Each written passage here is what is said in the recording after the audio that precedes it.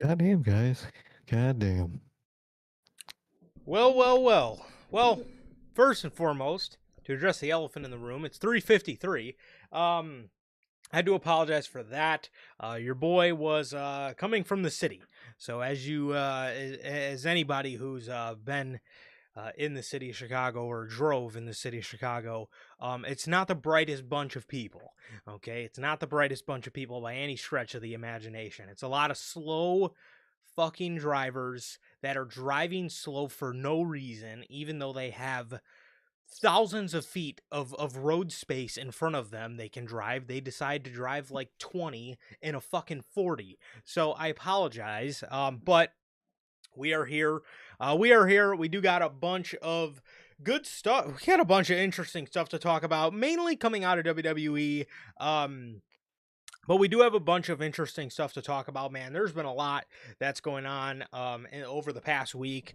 Been another long week, and there's been a lot going down per usual with WWE. With AEW, there's three stories today, but they're interesting. I'll give them that. It's not your Yeah. typical AEW story where it's just kind of is what it is. These stories today actually have some have some juice behind them, at least some of them.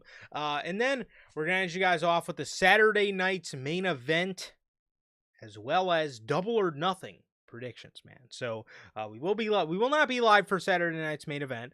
Probably will be watching, but we'll not be live. Well, it depends how the basketball game's looking. Depends. Well, it'll be Knicks and Yeah, Cavs. probably We'll not. see. We'll see.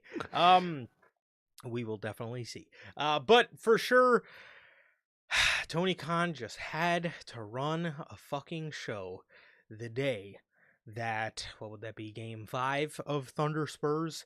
So he just had to run a show on that day. So I'll probably be dueled up with the phone and the TV again. So but regardless, I mean, I guess I get why he did it. I mean, Yes, do it on Sunday now. yes, he has to do it on Sunday now, and I guess if he were to do it on a Saturday, he would literally be competing with the Knicks game that is in the same general area as Double or Nothing. Yeah. At least in New York. I don't know how far away MSG is away from Queens. I don't know. I'm not a New Yorker, but regardless, he would be New York would be popping on Saturday night. If he did do it on, and it already looks like a fucking. It already looks like a fucking circus after those Knicks games. Have you been seeing what I've been sending you, bro? the I don't. Which the ones? oh dude, there's so many. It's like everybody films these Nick fans after these games, and bro, they are a rabid fucking bunch of fans, Shit. bro. They are a rabid bunch of fans. You know Don't what look they're in those. you know what they're saying Mm-mm. is Hmm. they want the alien, bro. They want the alien. So they want San Antonio. They want San Antonio in the Garden. No Unfortunately, shit. we'll talk about that in a second. But Oh yeah, I have been seeing them. Okay, now I know what you're talking about. They do be bro, freaking the fuck out. dude, they were video today. They were after game 2, they were fucking crowd surfing somebody dressed up in a full Spider-Man costume. They were crowd surfing him. So Why not, bro? New That's New York, York for you, man. the That's New York. Just wait till they lose. oh god, it's gonna be terrible, bro. It's gonna be so fucking bad, dude. It's gonna be a riot in that city. Yes, it is. Yes, it is. It's gonna be Gotham if they win, and it's gonna be Gotham if they lose. Either way, they're getting Gotham. So I don't really. 100%. There's no in between there. I guess. They're gonna go crazy, but dude, New York Knicks fans are the fucking best. But how's everybody doing? Thank you guys for joining us. With that, if it's your first time watching, you guys do not know how the show works. Every Monday, we're on here after Raw with Unscripted. Every Friday at 3 p.m. Central, we're on here with the news and for the pay-per-views for both WWE and AEW. We are live after the show goes off the air with the post-show review. Again, speaking of which, we'll be live in 2 nights for Double or Nothing, man. So, with all of that, if this is your first time watching, and you guys, well, actually, no, if you guys did miss, my bad, if you guys did miss this past Monday's edition of Unscripted, you guys can now watch that on all platforms. That is Spotify, Apple Podcasts, and if you want to stay first, join us right here live every single Monday after Raw for Unscripted, man. So yes, also if you guys have not got a chance to get your hands on some of the official NHP merchandise, you guys can now find this live on the merch shop. That is bonfire.com. Links at the top of the description of this very video, where you can find this beautiful piece of merchandise live on there as we speak, man. And with that being said, I don't know. You can find the brand new Slept On design as well as all the other OG designs. Again, bonfire.com. Links at the top of the description of the video. With that, if this is your first time watching, guys, do not know who we are here at NHP. I am Johnny, one half of the host of this very show. And as for the other half, we got my man Serkay here. Serkay, go ahead, let the people know what it is you are smiling about this evening.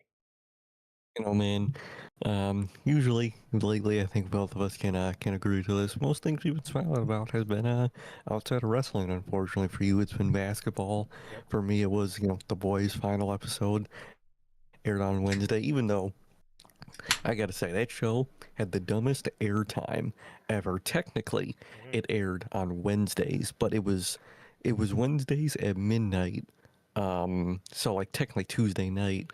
Um, but technically California time. So for us, it came out at 2 in the morning. When Tuesday nights, technically Wednesday mornings. It was What? the dumbest system ever. It was the stupidest system ever. But it was the final episode, so I was like, all right, I have to watch this one at 2 in the morning. I can't wait all day next day and have it spoiled. It's the last episode. Right. I watched it. It was really good, man. It was really good. I enjoyed it. The final two seasons 4 and 5, they weren't really that great, but that final episode, man, that shit was really good, man. I think it wrapped up everything really nicely, and I think it did everything it was supposed to do, man. So I'm very happy with the episode that we got for the final episode of The Boys. They still got like 2 spinoffs coming. They Oh, just released a trailer there you for the go. one spinoff, it which never is it like never a really ends. it never really ends, which is like a super prequel. They had another spin-off show that I didn't watch, and people say is actually really good. I should probably end up watching it at some point, but they canceled the third season to that.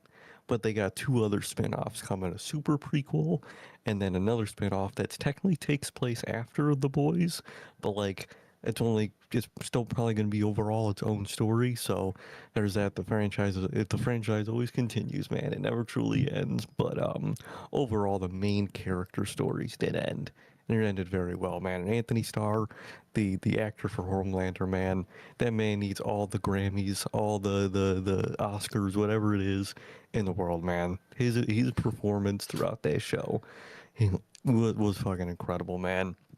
Either way, very much enjoyed that last episode. And then, we got other movie news, man. The Batman, dude. We're starting to get those set videos and pictures, and dude, I know that suit is coming in a few days, probably, man.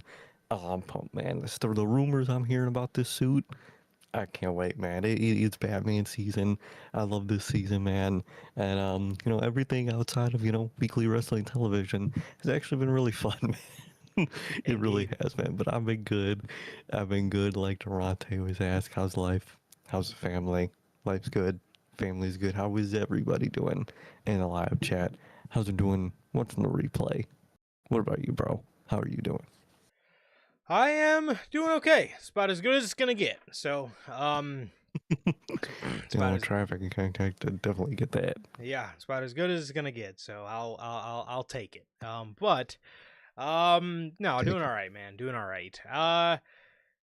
Let's see. What did I do? Oh, this past week I have finally finished the oh so elusive Resident Evil 2.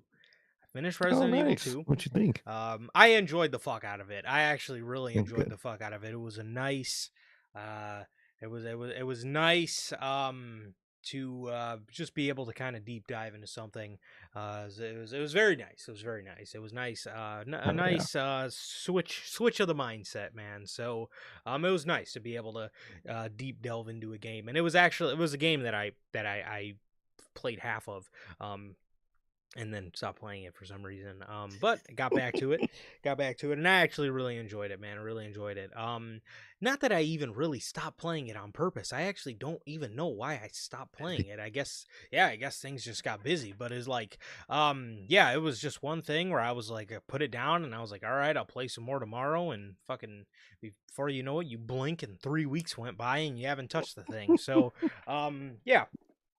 But it was really good. It was really good, man. It was really good. I enjoyed it a lot, actually. I had a lot of fun Good. once you leave the police station and stuff, and then going out in those little underground tunnels.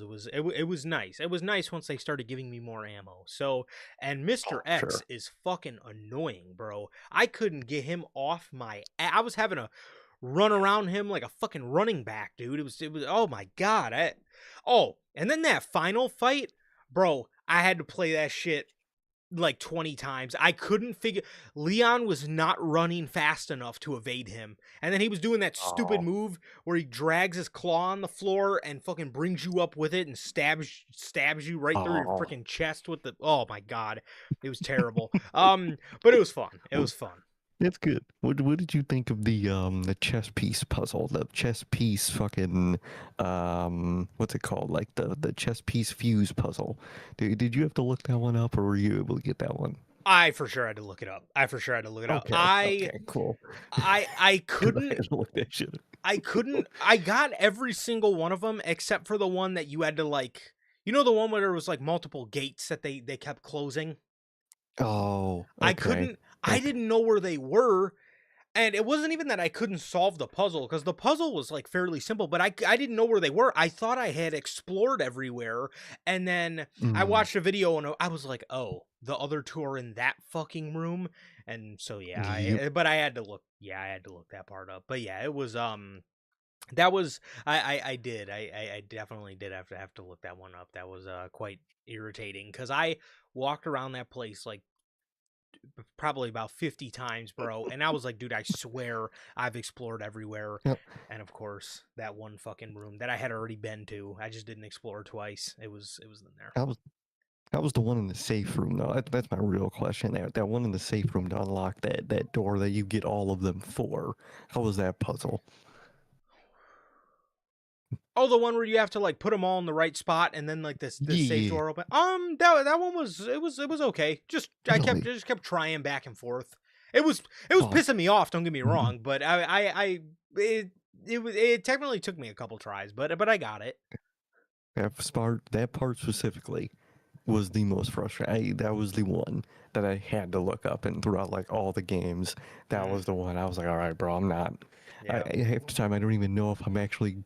I don't know what these pieces are. You know what I mean? I never yeah, played chess. I don't know which one is the yeah, fucking is the bishop. You know what I mean? So yeah. I'm like, all right, bro, I'm just looking this shit up. So I had that same problem, but then I found out you could go in your inventory and hit examine, and then it'll tell you the name of the piece. So It does. yeah, so Yeah. that was the part that kind of got me a little bit too. I was like, "What the fuck is that?" But then I realized you can examine it and it'll actually tell you on your menu like what is the bishop. I know a couple chess pieces, but not Yeah, really I a knew the lot. obvious ones. Yeah, yeah, yeah. But basketball recap. Uh, let's see, man. Let's start with let's start with the lighter piece of pie, the New York Knicks. I'm not gonna say I'm not gonna say, I'm not gonna say the Cavs are out. I'm not gonna say the Cavs are out. New York went up 2-0 last night. Historic game one comeback by Jalen Brunson. He had the New York fans crying, bro. He had the New York fans Okay. outside of the Garden crying. I seen a fucking video. This dude genuinely sitting there. He's like, we have Jalen Brunson. He's fucking crying his ass off, bro. New York fans Oh are the yeah. best. That comeback was legit, bro. Jalen Brunson, their whole starting five is very legit. Josh Hart had a great game last night. New York went up 2-0 on Cleveland. What I say, bro? Cleveland versus Detroit was pretender versus pretender, bro. Now ask me next year because I think the more experienced Detroit gains, I think they're going to be tough. I think they're going to be tough. But Okay. listen, bro, Cleveland, you got Donovan Mitchell, you got James Harden. That is the recipe for Pretender Pie, bro. Damn, They're that's a fake demon. they're yes, they're fake demons, bro. They if listen, if a team, I will be genuinely shocked, and I hope I'm wrong because I like Donovan Mitchell. I will be genuinely shocked, and I love James Harden. I will be genuinely shocked if Donovan Mitchell ever leads a team as their best player to a championship. I will genuinely be shocked, bro, because it happens every year. Great regular season, big expectations, bombs in the fucking playoffs, bro. All right. He's not the pressure. Austin Theory. He's not. No. All right. Now the heavy piece of pie, bro. The Spurs and Thunder. Okay. Let me fucking tell you, bro. Game 3 is tonight, so I will be glued to the TV. Game 3 is tonight. What about SmackDown, man? No. Can you watch SmackDown? What? They have goo-goned my eyes off the television, bro. My eyes once upon a time used to be glued to the television on a Friday or a Tuesday night. They've goo-goned. They have adhesive removed the glue from my fucking eyes. But listen. Game 2 in OKC. That game pissed me off so fucking bad, bro. And look, I'm not even trying to hate on the Thunder because I think they're a really good team. I think Shea's a great player. I love Chet Holmgren, I do. But it is so infuriating watching the fucking referees officiate an Oklahoma City game, bro. More specifically, Isaiah Hartenstein was fucking holding Wemby the whole game. I'm watching this shit in real time. He's hooking his arm, and Wemby's like looking at the refs and throwing his fucking arms up like, hello, no calls. There was a play specifically, bro. Hartenstein pulled Stephon Castle's hair, dog. Oh, hell no. Bro, like, and also, too, SGA is way too fucking talented to fall on the ground every time he takes a shot. He's a phenomenal player. He really is. He's a back-to-back MVP. But listen, dog, he is way too talented to be making these weenie-ass flops every fucking shot he makes. I'm sorry, dude. It is just, it's annoying to watch. And I hate saying it because, again, I'm not even trying to be a Thunder hater. I'm not, because you see a lot of that in the basketball community, bro. I'm really not trying to be a Thunder hater because I think they're a great team. But fuck, is it infuriating to watch them, dude. It is annoying, dude. But listen. Now, Sir K, you'll understand this because you are a Star Wars guy. I seen a tweet, and I hope we're trending in this direction. All right, let's see. Let's hear it. How the fuck did Twitter fix this? How do I look at my likes? Ah, okay, it's in the bookmarks. Bookmark. Okay. Fucking Twitter. All right, here we go. Game 1. Okay. A New Hope. Okay. Game 2. The Empire Strikes Back. Did OKC win game 2? Yes. Okay, that makes sense. Game 3. Return of the Jedi, as it shows a picture of Wemby training with monks. So, let's fucking go. I got my Spurs John Cena shirt on, and we're ready, bro. We're fucking ready. I'm not even a hardcore Spurs fan like that. I'm just really rocking with Wemby, bro. But I'm also, I need NBA. You're concerned about your ratings? I got a new script for you. Do not give us OKC versus the Knicks in the finals. Although, it would be funny to see the New York Knicks fans crash out on the Thunder. But. That would be true. The refs might get shot. Yes, they probably will. But, give me San Antonio and New York Knicks, bro. Give me the alien in the garden, bro. They want Wemby, bro. That's what they're saying. They said they want the alien. They said they want, what did that one video say? Give us the French baguette. Okay. They want, I don't know what the fuck that means, but they want. I think I know what that means. What is a baguette? Oh God, did I just say something way out of pocket? I mean, it's close to something out of pocket. You usually got to change out a B for another letter, and you kind of have probably what they're trying to call them. But yeah. So I mean, it's probably what they want. Baguette. Change out the B I'll, for I'll another text. letter. I'll text it to you Oh God. because I'm not I'm saying so that. I'm so interested to know what this means. But I seen a video they're saying they want the French baguette. So Sir K's texting me what this means, and I'm very curious to know. Yeah, get what I mean? You Okay, change out the got it. B for another letter. That's what it sounds like, man. That's what it sounds like. I'm not saying it on this stream, but you know now what they're calling them. Wow. Calling a French cigarette, man. That shit's crazy. Oh wait, no. A baguette is a long, thin.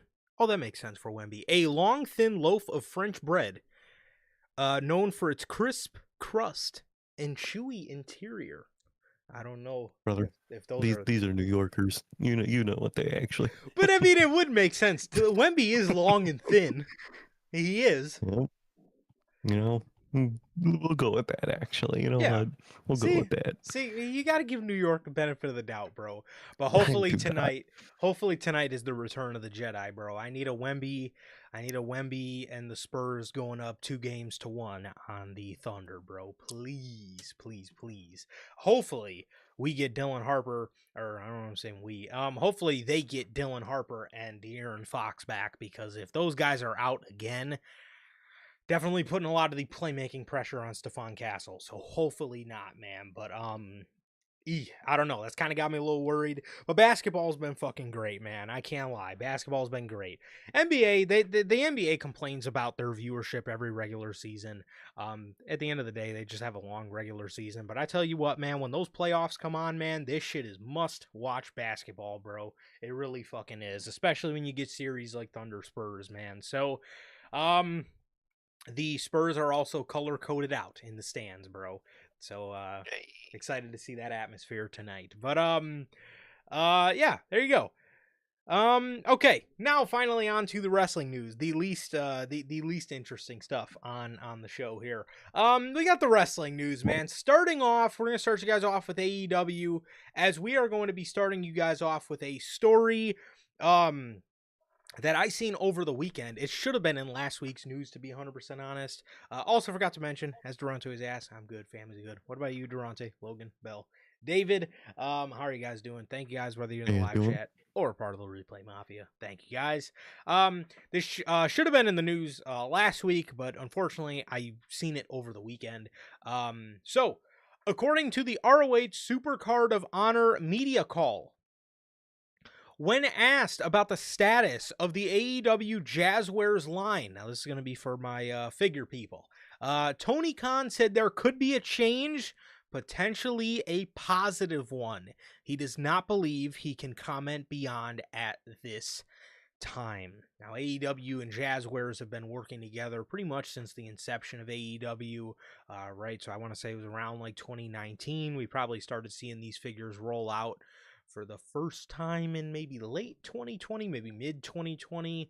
And they've been making their figures ever since, man. I believe they've made quite a few lines with AEW. I want to say they have the Unrivaled, they have the Unmatched. I can't remember exactly which number Unrivaled's got up to. I want to say it might be around 17 or 18. I could be wrong.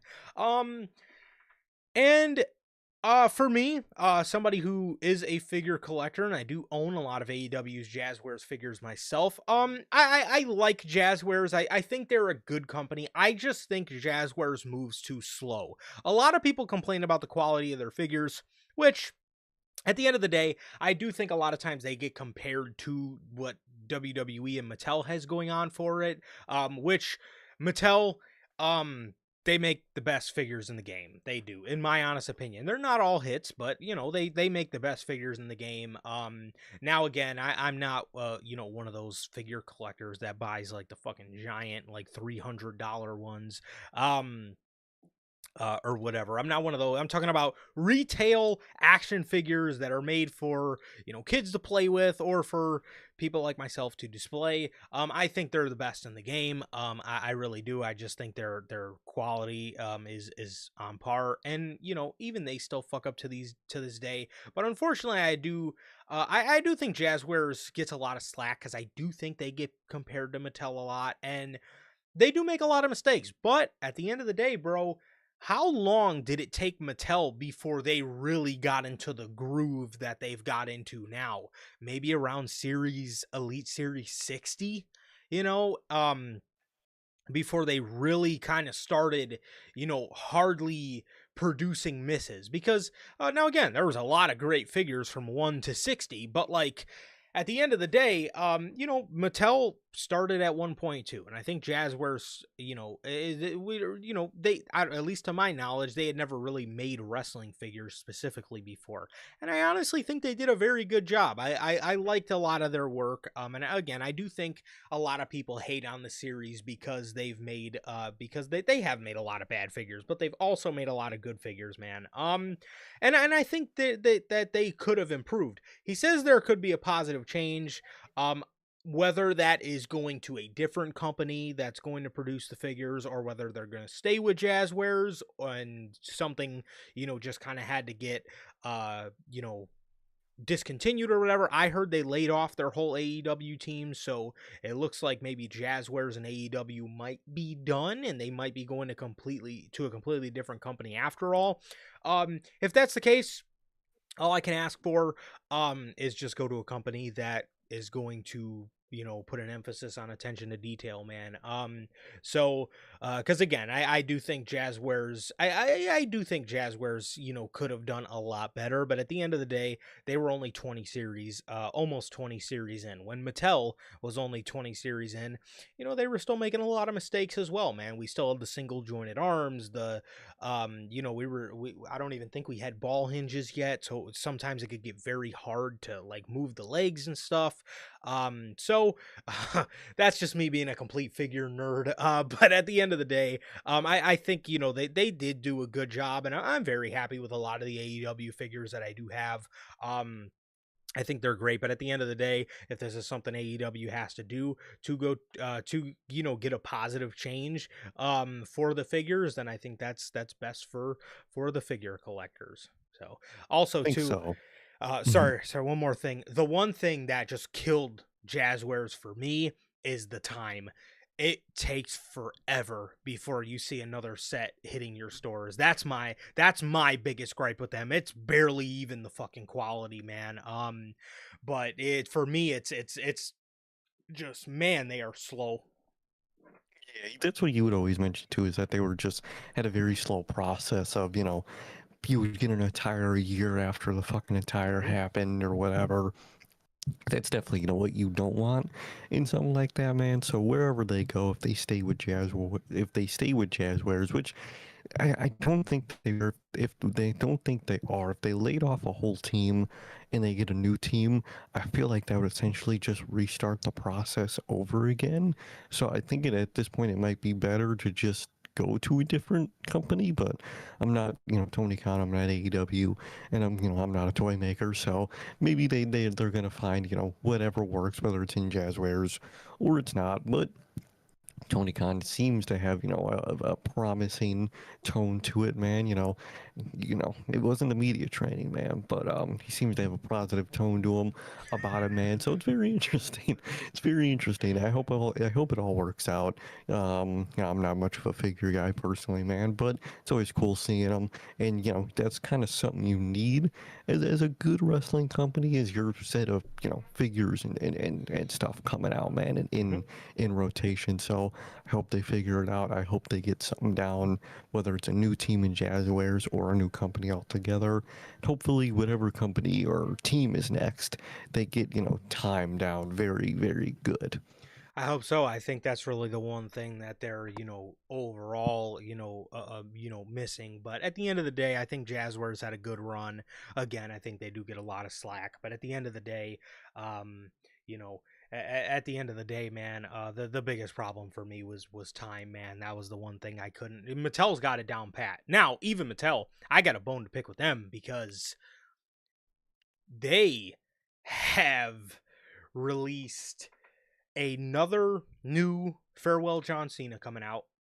And, you know, I've been having a problem with a lot of the shirts that they put on these Cena figures. They're not completely accurate to what the actual color of the shirt was. Like the Glasgow shirt that was navy, the shirt on the figure is like fucking black. And they just released photos for the SummerSlam one, which how the fuck we jumped from Glasgow to fucking SummerSlam. Where is the Mania 41 figure? Where is the Saudi gear?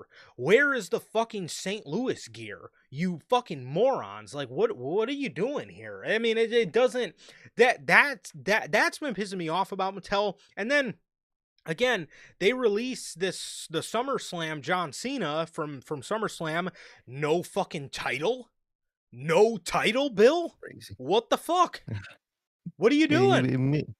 It makes no sense, especially because like it's Cena, so the figure part itself is the easiest part. You already made 1,000,000 of those. It's not like you have to fucking change the design of that. It's just changing the shirt, hat, and towel, and adding a title or not in there. It's like it's the easiest formula to like just fucking print those out. Essentially, I don't get it.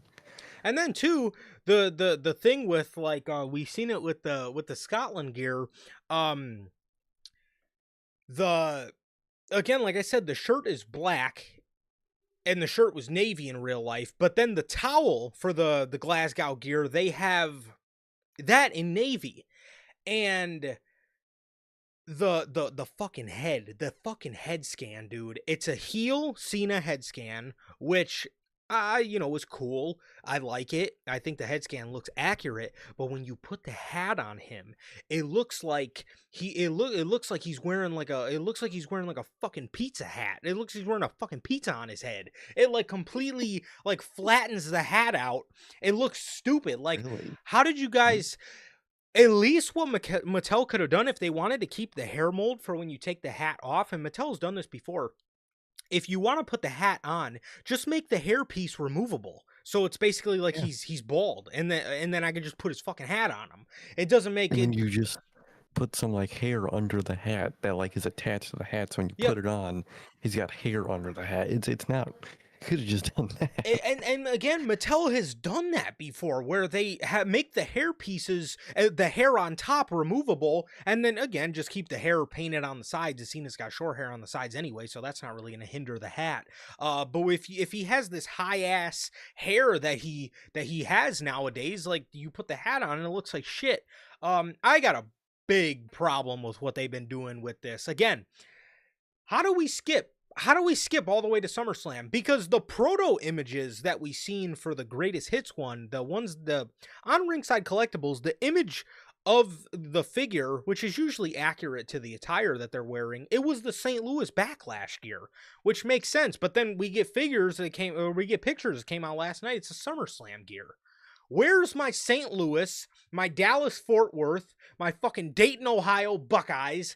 And again, this is just me probably being a fucking Cena shirt nerd. Where's my two Saudi gears? Where's the Detroit Lions gear? Speaking of my shirt, where's my San Antonio gear? And where, Bill, is the Phoenix Suns gear?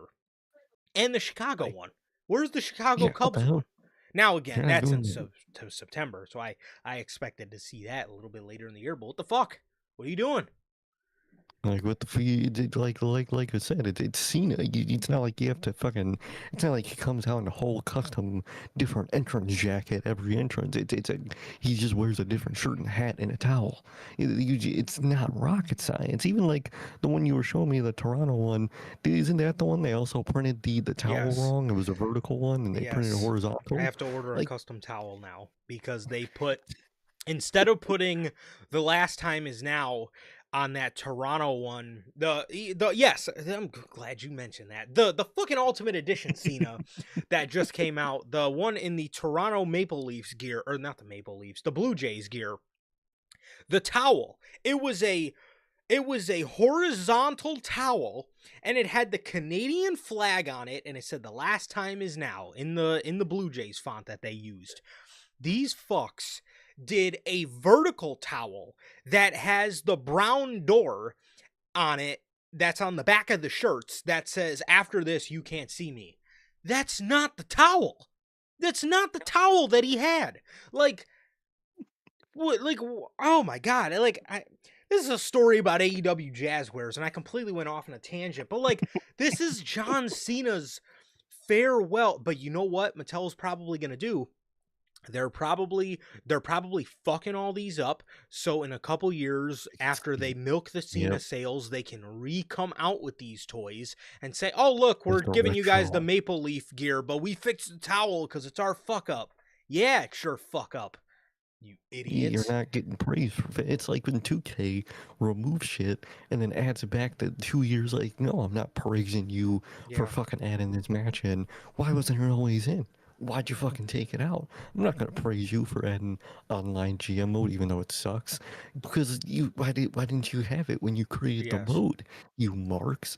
It's the same thing. I'm not praising you for fucking for fixing your own fuck up that you caused. Yeah. 1,000%, bro. 1,000%. And again, Mattel knocks it out of the park with detail. You mean to tell me again you guys fucked up on a John Cena shirt, bro, or on a John Cena figure? This is like 3 in a row now. Like, come on, man. I mean, you get and also, for the record, just because whenever I mention Mattel, this is a part of the script. Where is my Ultimate Edition 2011 John Cena? Please, in the red gear. Please. I mean, what are we doing? Just asking again. What the fuck are we doing? What are we doing? Just wondering. Really? So, going back to AEW, Willow Nightingale.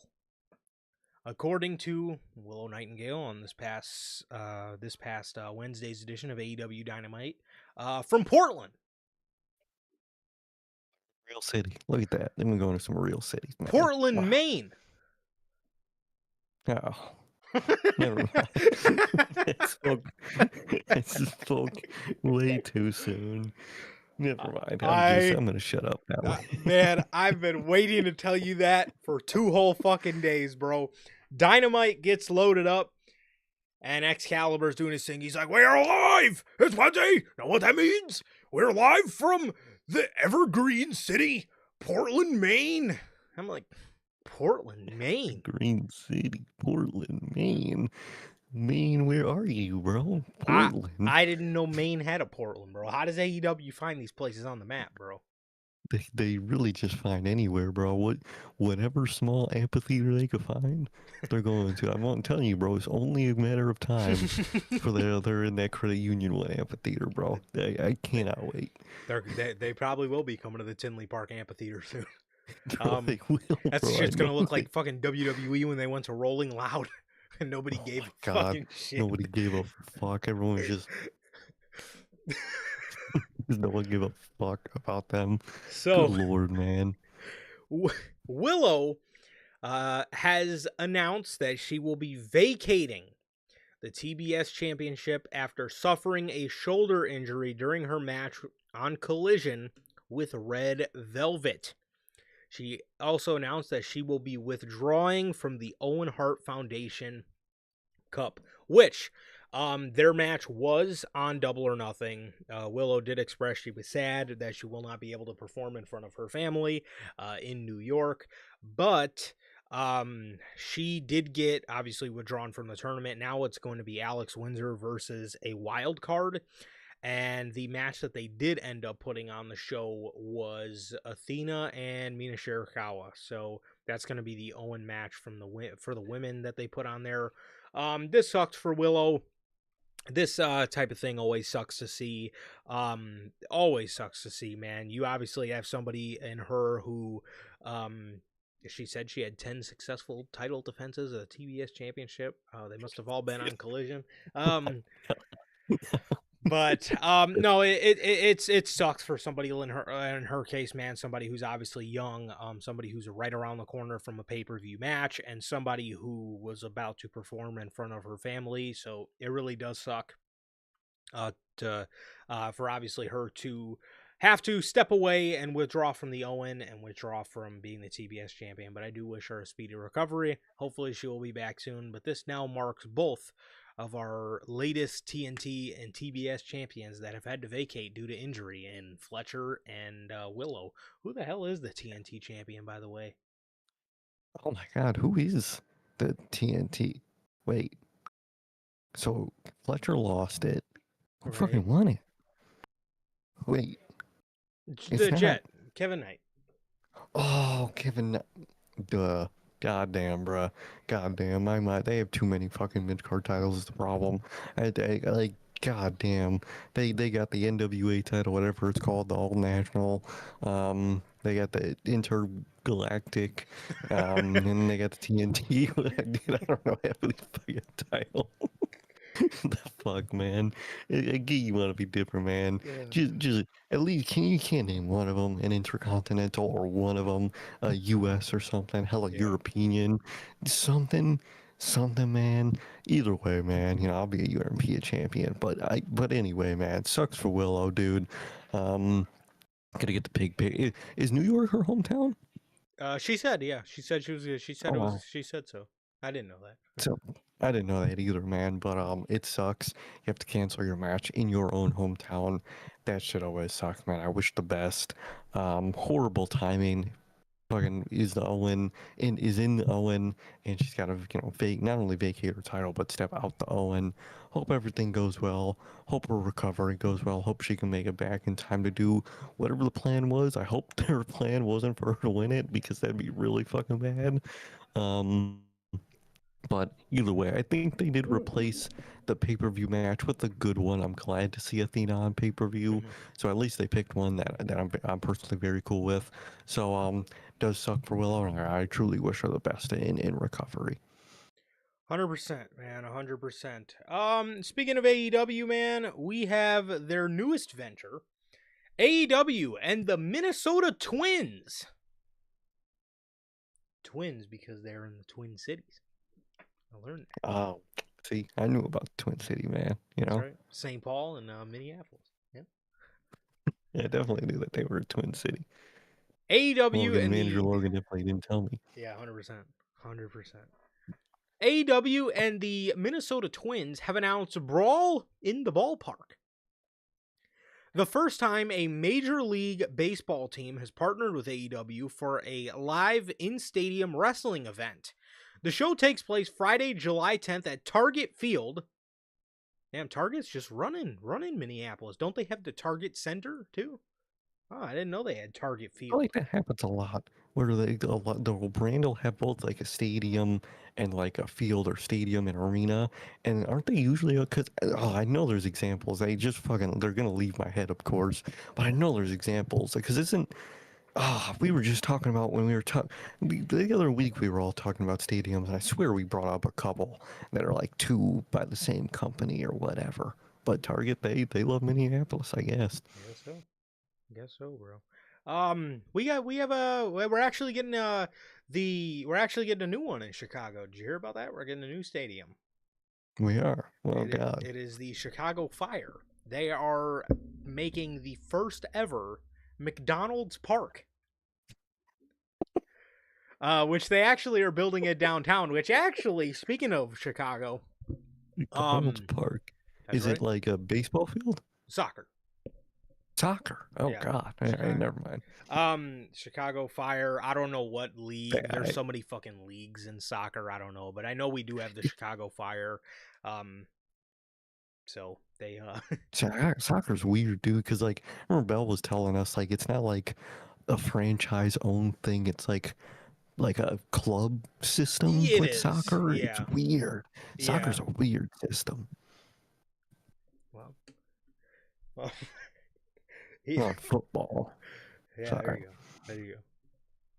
You might have just pissed Bell off calling it soccer. So yeah, shit. yeah, we got a lot of different stuff, man. We got All State Arena. What do we got? We got All State Arena. We got the United Center. We got the Wintrust Arena. We got the Now Arena. Wintrust. We have the SeatGeek Stadium. What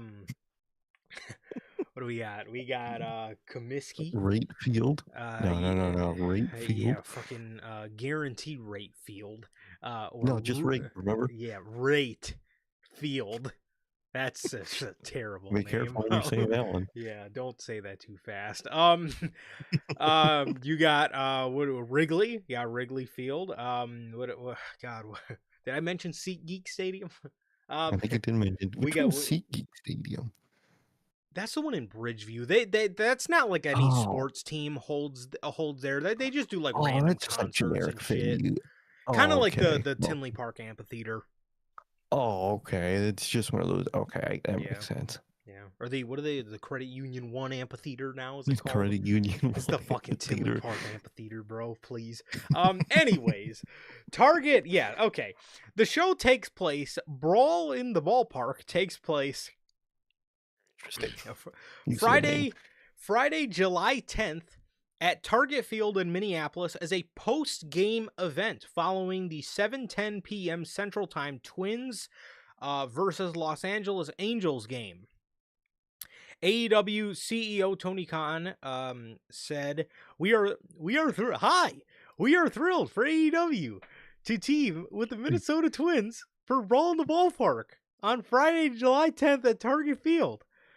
The event will mark another historic night of all elite wrestling action in an incredible location. And we look forward to showcasing AEW to all the Minnesota Twins fans," says Tony Khan. The card will feature AEW. The card will feature AEW and Ring of Honor stars performing in a specially constructed wrestling ring. Does that mean? Is he made of fucking diamonds? What the fuck they mean specially constructed? A specially constructed wrestling ring inside of Target Field's Gate 34 area. The event begins shortly after the game concludes and runs approximately 75 minutes. Admission is free with any ticket to the Twins versus Angels game. So it's like a live event? Yeah, so I've seen one of these before. So I forgot we have another stadium. We have another we have another stadium or I guess baseball park, you can say. It's Ozinga Field. Right here right here in Crestwood. Yeah. What fucking business owns that? Ozinga. Ozinga. They're the business that owns it. Yeah, that narrows it down. Thank you. Thank you for that. That definitely tells me what that business is. I'm glad I could help. I'm glad. Thank you. You're welcome, man. I got you. Anytime, bro. So I've seen one of these at Ozinga Field. Not AEW, of course, but it's basically like they set up a ring somewhere in the stadium. Usually a lot of baseball parks have like a giant area where they host like events. And sometimes they set up a wrestling ring, and they basically just have an indie show after the show. And if you purchase tickets to the event, then you're allowed to obviously stay afterwards and watch the independent wrestling.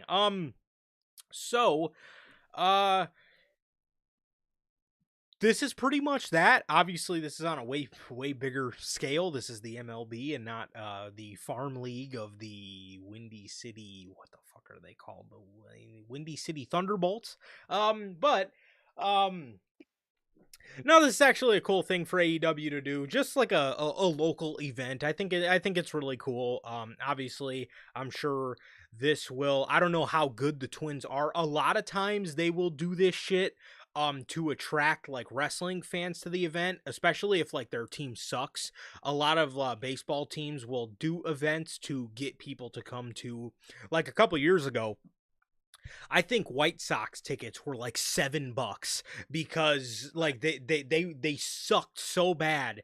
They were basically just like enticing people. I know they like a lot of baseball, events do that. They'll do like dollar beer night or fucking dollar burgers, or they'll do they'll do a lot of like fun stuff like that. So AEW doing this is actually a really cool thing, just to again tap into the market and just kind of see where the interest level is for it. And if the interest level is high enough for it, then who knows, maybe AEW can go and do this with more teams across the MLB. So I think it's a cool thing for them to do, and yeah, I think it's a good idea. I think it is. I think it's a good idea for both, entities, AEW and MLB. Get that team some ticket sales. Get AEW some eyes. I think it's a good trade-off, man. I mean, an AEW event, something around Brawl, is very interesting. But either way, man, I'm sure it's gonna be cool. I'm sure it's gonna be good. I'm sure the matches they're gonna get are fucking probably wild, knowing Tony Khan. And it'll be a nice little event. I think it's good for, like I said, both the team and AEW, man. Cool for the fans. And, nice to see. Good they struck this deal, like you said. I'm sure it'll probably work out, and I could see them doing it with other teams in the future, man. Probably Sox. They're probably like first up on the list of fucking financially fucked teams that might need the help. And Logan says too that the Twins are pretty mid this year, so makes sense. Yeah, what they're probably, it's probably again, what they're trying to kind of do there is attract a lot of wrestling fans to buy tickets to the event, so they can get more ticket sales there. So smart idea, and it obviously broadens AEW to a lot of the people that will probably be drunk baseball watchers that night. So yeah, 100%. So we got that's everything for AEW, man. That's everything for AEW, man. Moving on to the WWE stories. But before we get on to the WWE stuff, we got a word from none other than the official energy drink of your boys here at NHP. We got a word from Dubby. Dubby is an energy drink loaded with vitamins and nootropics formulated to improve focus without getting the jitters. W is a clean energy formula that is sugar-free, zero-calorie, free from fillers and artificial colorings, with 150 milligrams of caffeine per serving. You can get your W products today with the link below and code NHP at checkout. Save yourselves 10% on your next W purchase. Really always gotta shout out Dubby. Whether workout, whatever you may need the energy for, man. Whether, AEW pay-per-view is this Sunday, man. Them bitches don't start till 7 o'clock. You know how it goes with AEW. Probably not gonna end till about midnight, maybe a little past that. I wouldn't be shocked. But either way, man. Either way, if you need the energy, you need the focus, you got Dubby. It'll give you all that. It'll give you the energy, the focus, and you won't have the jitters, and it'll taste good all at the same time. Truly always. Gotta shout out Dubby. There you go, man. Thank you as always, and shout out to the great people over at W, the official sponsor of what we do. Wow. Here at NHP. That's what we do.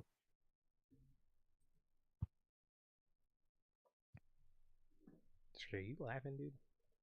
No, I'm not laughing during that, man. Just I'm making not. Sure. Not at all. All right, man. Jeez, dude. What should we talk about first with WWE? There's a lot, man. They've been doing some stuff. Some people been doing some stuff. The company's been doing some stuff. It's interesting, man. Well, first let's go. Let's talk about what dropped yesterday. What? Or do you want the elevator? Yeah, okay. Or do you want to wait till yeah. No. We can get this out of the way. We can get this out of the way. According to NoDQ.com, Ludwig Kaiser was arrested for allegedly attacking a man who asked Kaiser and his partner to please have some manners after acting in an uncontrollably intimate manner in a shared lift. All right, Ludwig. Okay. Fucking Kaiser hanging down his elevator. Fucking wild. Kaiser allegedly punched the victim multiple times, pushed him to the ground, and then threatened further violence. Police stated that the surveillance footage near the elevator shows a white male punching the victim around the reported time. The incident took place April 23rd, 2026. Kaiser was only charged and arrested yesterday. Furthermore, let's see. Oh. Had another one. Hold on. Oh, God. Okay. Yes, Ludwig Kaiser. There's also a different report that I guess kind of counter argues this. Yeah. Ludwig Kaiser reportedly did not throw any punches during the alleged altercation involving a man who threatened to call ICE on his girlfriend. According to Raj Giri, Kaiser was in an elevator. That is fucking wild. According to Raj Giri, Kaiser was in an elevator with WWE Spanish host Andrea Andrea Bazarte. And the two were reportedly being affectionate. Oh, brother. The two were reportedly being affectionate, but not acting inappropriately. The report claims after exiting the elevator, Richard Reep allegedly told Kaiser to show some fucking respect before he calls ICE on his bitch. God. Kaiser reportedly stepped out of the elevator afterwards, leading to a brief scuffle between the two men, though no punches were allegedly thrown. This differs from the original police report, which claimed Reep had been punched multiple times. After another discrepancy noted in the report is that Reep allegedly described Kaiser's partner as white in his police statement, while Raj Giri reports Kaiser was with Bazarte, who is Mexican.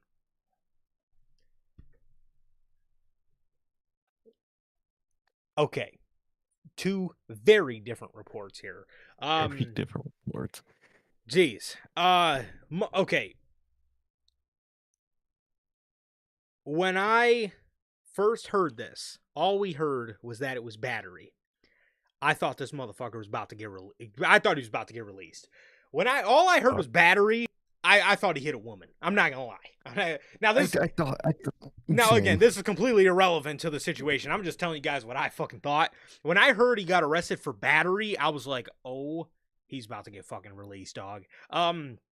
Then obviously I heard it was a dude, so I was like, oh, okay, all right. And then we heard the first statement, which is honestly just kind of hilarious.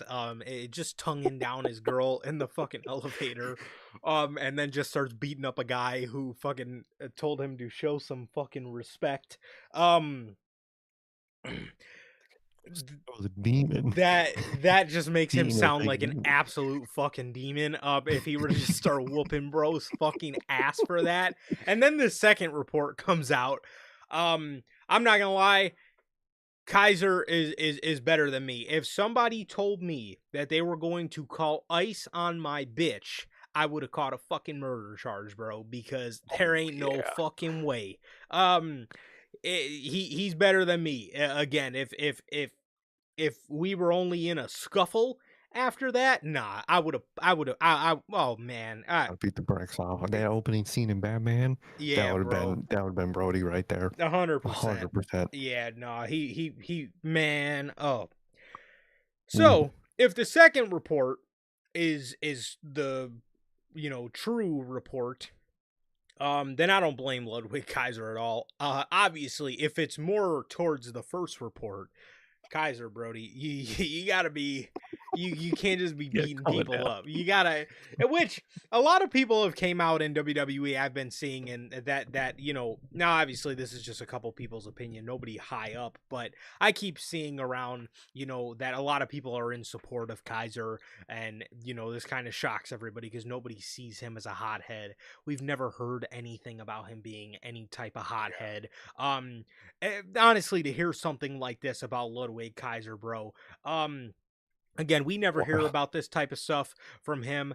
I'm honestly more believing the second report. I mean, for this guy to be arrested, you know what I mean, and for this guy to get in any type of scuffle, you probably would have had to say something absurd to the guy. Which, if what was said here is true, um, I don't Even know lied how on him. I don't know how Kaiser didn't fucking lay the motherfucker out, because that is just mad disrespectful. But on the other hand, again, if it is like more of the first report, bro, then Kaiser, bro, what are you doing, bro? You're coming up on the biggest match of your career. You can't just be punching people Just out, bro. But again, we don't really know the truth. Obviously, I'm just kind of speaking on both scenarios here, man. But hopefully everything gets worked out, and hopefully he is able to relieve Chad Gable of that stupid fucking mask in the next 2 weeks here. exactly, man. Exactly. I'm in the same boat as you. The exact same boat, actually. I open Twitter, I see he's been arrested for battery, and I just see the word battery and the image of his mugshot, bro. And I was like, oh my god, we have another fucking Alberto on our hands, but we do not. We do not. And then these two stories came out, man, and I'm more inclined to believe the second one. Apparently, there's also like talk that that's the story that the roster, is known of, and like they believe is that second one. So I think that is the case. And to be honest, that first one really does sound like a dude that talk shit, got hit, and ran Yes. to the cops, and that's the story he said. Genuinely, that's what it sounds like to me, man. So overall, I am more inclined to believe the second story if it is the first one. Dog, you gotta take a chill pill. I don't know if he thinks he's fucking Tony Soprano or fucking Ludwig Kaiser, but but I am more inclined to believe the second one. If that is the case, man, I would say the dude got off light. If I'm being honest, man, it's a crazy thing to tell somebody, let alone in that tone. He would have got fucking. He would have got worse. Yeah. So I definitely respect Kaiser for that, man. I understand that, man. So it's a shitty situation. I hope everything gets cleared up. Apparently, seemingly is cleared up. AAA announced him for appearing at whatever show they have tonight. So seemingly everything is fine overall. So that's why I am more inclined to believe the second story, man. And either way, hope it all goes well for both Andrade, what the fuck, Kaiser and his girl. And I hope everything goes well, man. I hope everything goes well for them. And, hopefully, the case goes well, man. I hope it does. And it seems like the county that arrested him, they know ball, man. They refer to him as Marcel Barthel, the real name. You know, Yeah, real name. that's his. Even though I think that's crazy. That's his real name, and he was wrestling with it. No, I think they just know ball. I think they. They might know I ball. I think he pulled up to the station and one guy was like, "Hey, it's Ludwig Kaiser." Nah, that's Marcel No, Barthel. no, no. It's Marcel Martel. Exactly. Exactly, man. I think that's what Exactly. happened. They definitely know ball. But no, and it even says here, police stated surveillance footage shows the near elevator showing a white male punching the victim around the reported time. Honestly, I hope he did punch him. If he I fucking hope. said that, I hope he punched him, because nah. And then again too, like you said, the please have some manners. That sounds like something that sounds like you talk tough, you got your ass beat, and then you ran to the cops, and obviously you weren't going to say, well, I told him I was going to call ice on his bitch, because then the cops probably would have looked at you and said, well, Yeah, you got beat up because you talk shit. well, Exactly. you probably, you probably shouldn't have said that to the guy. But again, it looks better in his case if he fucking tells the authorities, well, all I said was, please have some manners, and he punched me. I don't know. We've never heard about Kaiser acting fucking out like that. This guy's on the best run of his career.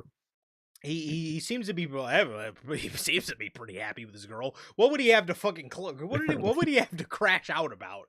You know what I mean, I don't believe that at all. Again, like you said, dude, that sounds like somebody who ran their fucking mouth, probably didn't think anything was gonna happen, and then when you got your fucking shit knocked back, and then you wanted to sit there and say, well, this guy's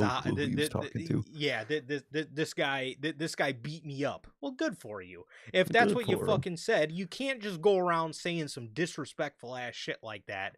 To be honest, again, I don't want to throw myself under the rug. I probably would have killed you. So at the end of the day, you made it out. You know, you made it out better. You scrub that one. You gotta edit that one. You made it out. You made it out best with Ludwig Kaiser, man. Just, you know, yeah. Well, Manager Logan, just edit that one out for me, man. But exactly. Well, I'm gonna put it in my notes. Episode 319. If shit ever pops off, I know to go delete this episode specifically. Yeah, for sure.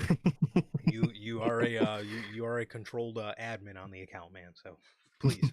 So I can. I don't want nobody seeing that. But just being honest. No, I would have beat the life out of that guy. 100%, man. I'm in that same boat as you. That is just, you say that, I'm not even saying a word, bro. You got to do it. I know, 100%. He's lucky he caught somebody from Germany, because we're from Chicago. Okay, we don't play that kind of stuff around here. Exactly. He might have got, what do they say, Swiss cheesed? Might have got Swiss cheesed. You never know how it goes, man. But no, which is funniest thing is, bro, like at a first glance, I'm sure the dude saw fucking Marcel Barthel and it's like, oh, this dude ain't gonna do nothing. I can talk shit. He had no clue. He had no idea, bro. He had no fucking clue.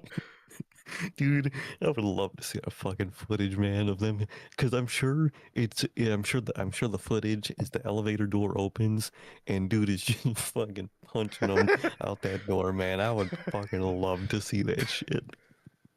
100%, man, 100%. So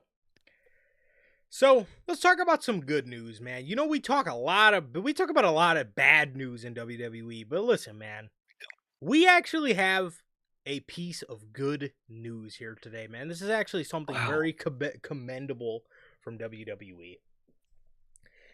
According to PW Insider, WWE have announced to their employees that they would receive the week leading into 4th of July off, and that if any employees were needed for the Raw SmackDown doubleheader on June 29th, they would receive a different day off to make it up.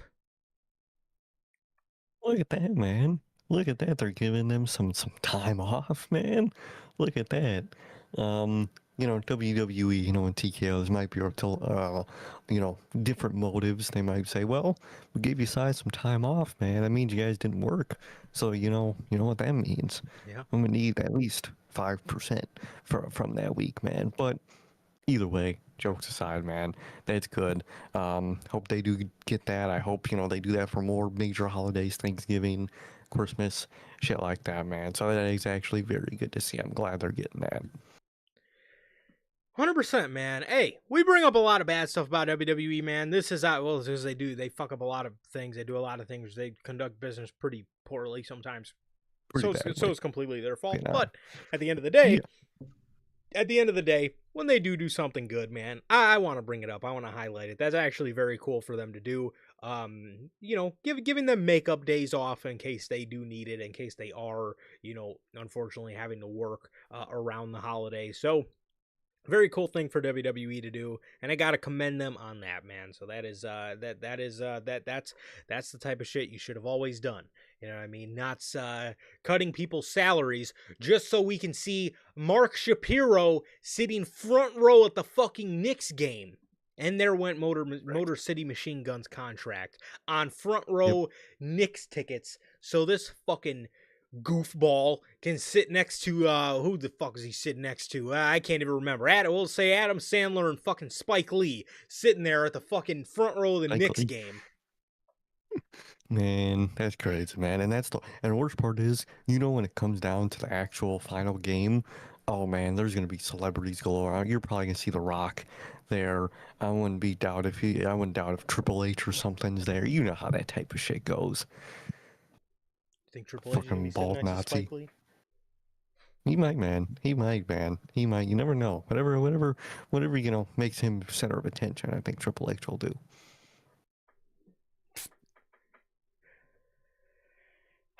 Man, I heard my guy Mike Breen on the call yesterday, bro. GOAT basketball announcer. And I put my head down and he's like, here's such and such. I can't remember who he was sitting next to. And he's like, there's such and such next to Mark Shapiro. I was like, what? I Oh, put my head up and I'm like, oh my God, that is Mark Shapiro. I'm like, this motherfucker's front row at the Knicks game and Motor City just got let go. You kidding me? Alistair Black just got fucking terminated and this guy's going to the Knicks Cavs game. Get out of here, bro. So, makes no goddamn sense. wild. So, we have, let's see. Oh, actually, speaking of Mark Shapiro, Oh yeah, actually, it's two stories. Funny this enough. motherfucker. According to Yahoo Finance, an interview with Yahoo Finance, TKO president and apparently avid New York Knicks fan, Mark Shapiro admits that running WrestleMania in Las Vegas 2 years in a row may have been a mistake. No way. It's not like it's not like we told you, man. Yeah, not Running at the all. show in the same venue with a worst built and worst on paper card than the year prior is a bad idea, man. Oh man, I wouldn't have guessed that. Yeah, not at all. Not at all. He says maybe it's a mistake I made because Vegas was so huge last year and such a winner for our fans and the product that I said to Nick Khan, we've got to go back to Vegas next year. No, you have no idea what you're doing. We have to move New Orleans down the road. We got to come back to Vegas. Gee, what a fucking Yeah, what a slap in the face to New Orleans. Well, fuck New yeah, Orleans. We just got to go fuck back to New Orleans. Vegas. They have no idea, bro. They have no idea. He's so stupid. That's when you get dumb businessmen who only think in like businessmen terms. They own something they have no idea about, and they just don't understand. Like, bro, again, this isn't a fast food chain, bro. I know you treat it like it. You can't just open the Waffle House. Waffle House can open next to another Waffle House and be fine. This ain't Waffle House, bro. You can't fucking run the same show in the same location twice in a year. Again, when you fucking put on a worst one in the second year, man. Maybe if the first Vegas WrestleMania was dick, and then next year you give them a good show, maybe even then you probably still get lower numbers than the first because they're not going to trust you because you blew their trust. Yeah. That makes no sense, man. Makes no sense. And the fact that he literally was like, "Hold on, we made good money. Fuck New Orleans. Let's go here again," is Yeah. fucking wild to me. And I hope they never listen to him again because my God. No, 100%. I really hope. I really hope they don't, man.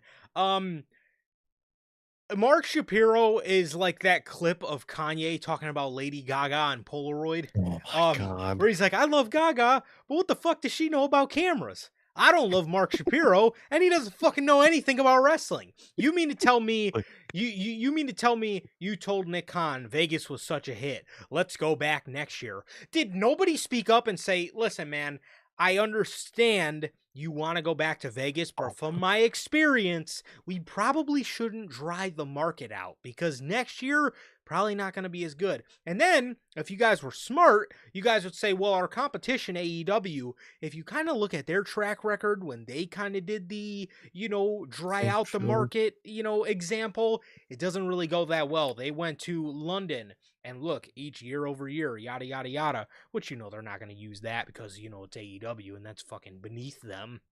But At the end of the day, WWE, I'm sure WWE has examples of going to WrestleManias back to back. I'm sure they have examples themselves of drying out markets. Why none of that was brought up, I have absolutely no idea. But again, what a slap in the face to New Orleans, man. I bet New Orleans was pissed.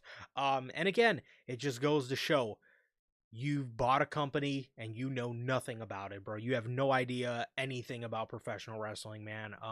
The fact that you didn't know that that was going to dry the market out shows your lack of knowledge for the business. Those are lacking knowledge, man. And like they did that with SummerSlam. Was it 4 or 5 years they brought fucking SummerSlam to New York Yes, every yes, fucking year?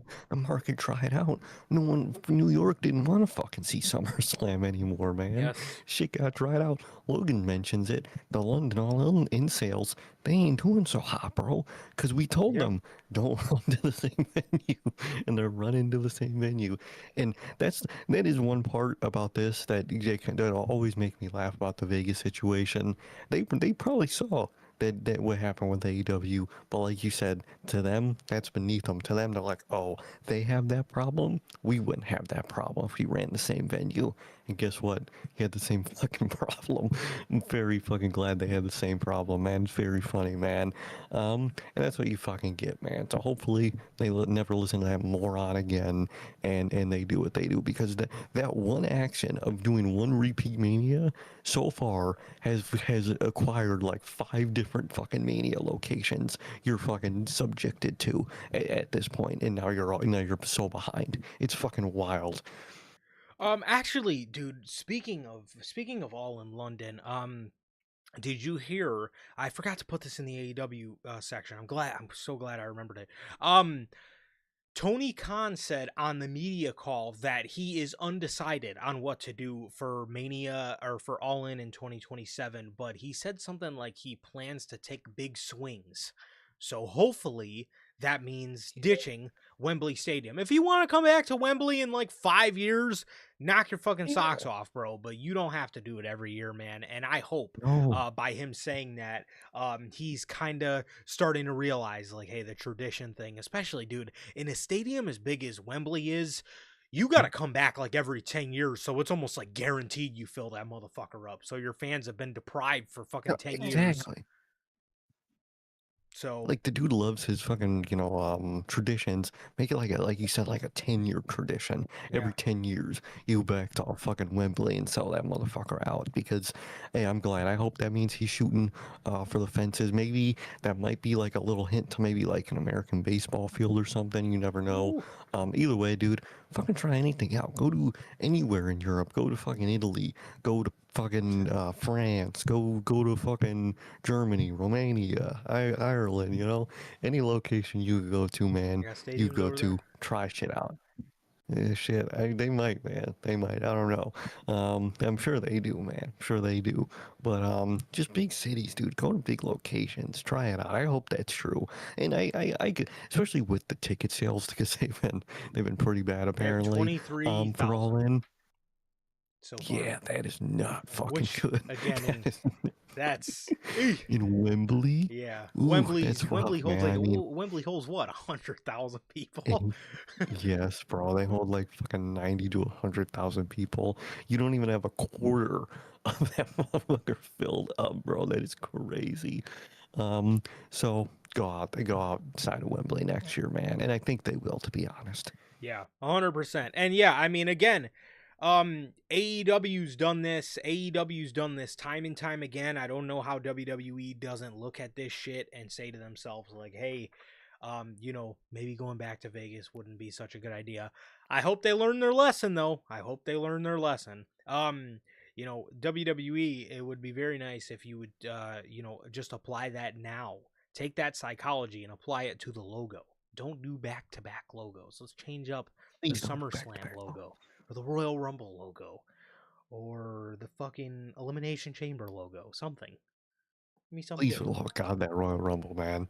10 Yeah. years. Fucking A. Well, this year they did change it, God. man. Instead of a red line, they put a fucking green line. Oh my god, they made it green. Oh man. And they only made it green because they were in fucking Saudi, because Yep. everything in Saudi has to be fucking green.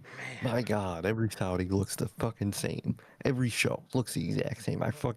Oh man, I'm dreading that Mania. Literally every aspect of Mania except the time frame I am dreading. Genuinely. Yeah, same. Same. Well, speaking of WrestleMania, we have an injury report coming out of WrestleMania, and I use that term lightly, because according to Uncle Dave, Randy Orton has been off TV since WrestleMania due to a significant back injury. However, Randy Orton has responded to Uncle Dave's report. It's only downhill from here, Dave. He says, so you know it's bad yep. when people respond to a Meltzer report. He starts his response with LMAO. Damn it, Dave. Come on, Dave. Come on. Who are your sources, Dave? How do you still trust them? LMAO, just milking it, guys. Leave me alone. Oh. I'm trying to enjoy my summer before I come back and take that number 15. Yeah, Gunther's gonna be a stepping stone, bro. We're that dead boy ass. gonna be a one and done. We're dead ass. We're getting Cody and Cena redoing the Mania match at SummerSlam all over again. All over again. It's gonna be a repeat, and it's gonna be what Mania should have been. And oh man, I am dreading that shit fully, man. Especially with the people you're getting on SmackDown. I want to see Gunther. I want to see fucking Gunther win it and face fucking people like goddamn Dragunov and shit. I don't want to see Cody and Randy again trying to just fucking repair the fuck up from the first time, which again isn't their fault, but it's just they just got caught in the crossfire, man. It's too late. They got grazed, gotta go to the hospital, all that shit, man. Either way, apparently he's not injured, which is good. Yeah. Which is good for him, man. But I see crazy that they're just having to fucking take time off anyway. We fucking we said it. If you wanted to continue it, you really should have just done it right out the gate after Mania, man. But they want to have it at SummerSlam. I know that, so they're gonna stall. We're gonna get this Gunther match, and I really wouldn't be shocked if Randy even returns next weekend to, maybe not. No, never mind, because that wouldn't make sense, man. But either way, we're gonna see him soon, bro. We're gonna see him soon. Randy, King of the Ring winner? Question mark. I wouldn't be. That's the worst part. That's so likely, bro. That is so likely, and that drives me insane, bro. Yeah. Oh man, it's safe, man. They're probably not gonna want to, put Oba in that position. You know what I mean? They gotta milk it. They gotta milk it. He's gotta have the adversary. You know what I mean? Yep. He's gotta go through the motions. He's young. He's inexperienced. Exactly. Orton sharper in big pressure in the big match. Orton sharper. I'll be so disappointed if he wins that shit, dude. Oh my god, it'll be so lame and generic. It is and especially if that's the match, because I mean, what do you really do for? I mean, what do you do? I mean, it all depends. It could still be Oba if they want to do like a Roman. If they still wanted like to have him be the Roman title match, maybe. But I don't know, man. Don't be surprised if it's Randy and Oba has to wait. So do not be surprised. It is certainly not against the WWE's wait period. I wouldn't be shocked, even though, I don't know how much I like this scenario, because I would much rather it be one-on-one, a million %. But with WWE, I wouldn't be shocked with how much they fucking adore the idea of Brock and Roman. Maybe they tie that in and make it like a triple threat, so Oba still gets that win over Brock, but Roman doesn't get pinned, so he looks not as bad for losing the title. I wouldn't be shocked if WWE goes that route. I wouldn't want that, but I actually really wouldn't be shocked because that is a lot of things they love in that Brock and Roman that is like their fucking golden match for some reason, man. Even though they had like one good one against each other, two I think, that's it over the span of like 10 years. Um, that's a path I actually wouldn't be shocked. But either way, genuinely, it is probably Randy Orton winning that motherfucker. And my God, oh Yeah. man. Yeah, that's rough. Honestly, what I could see, I feel like they're gonna do the Gunther match, if Brock isn't retired, and there I think they is are. hopefully a chance that we get Hopefully. Oba and Roman. But again, I also wouldn't be shocked if it's like a fucking a Punk rematch, or they just, because the only thing that gets me is, obviously you could say, well, if they do Brock Gunther, then Oba is wide open, schedule wise.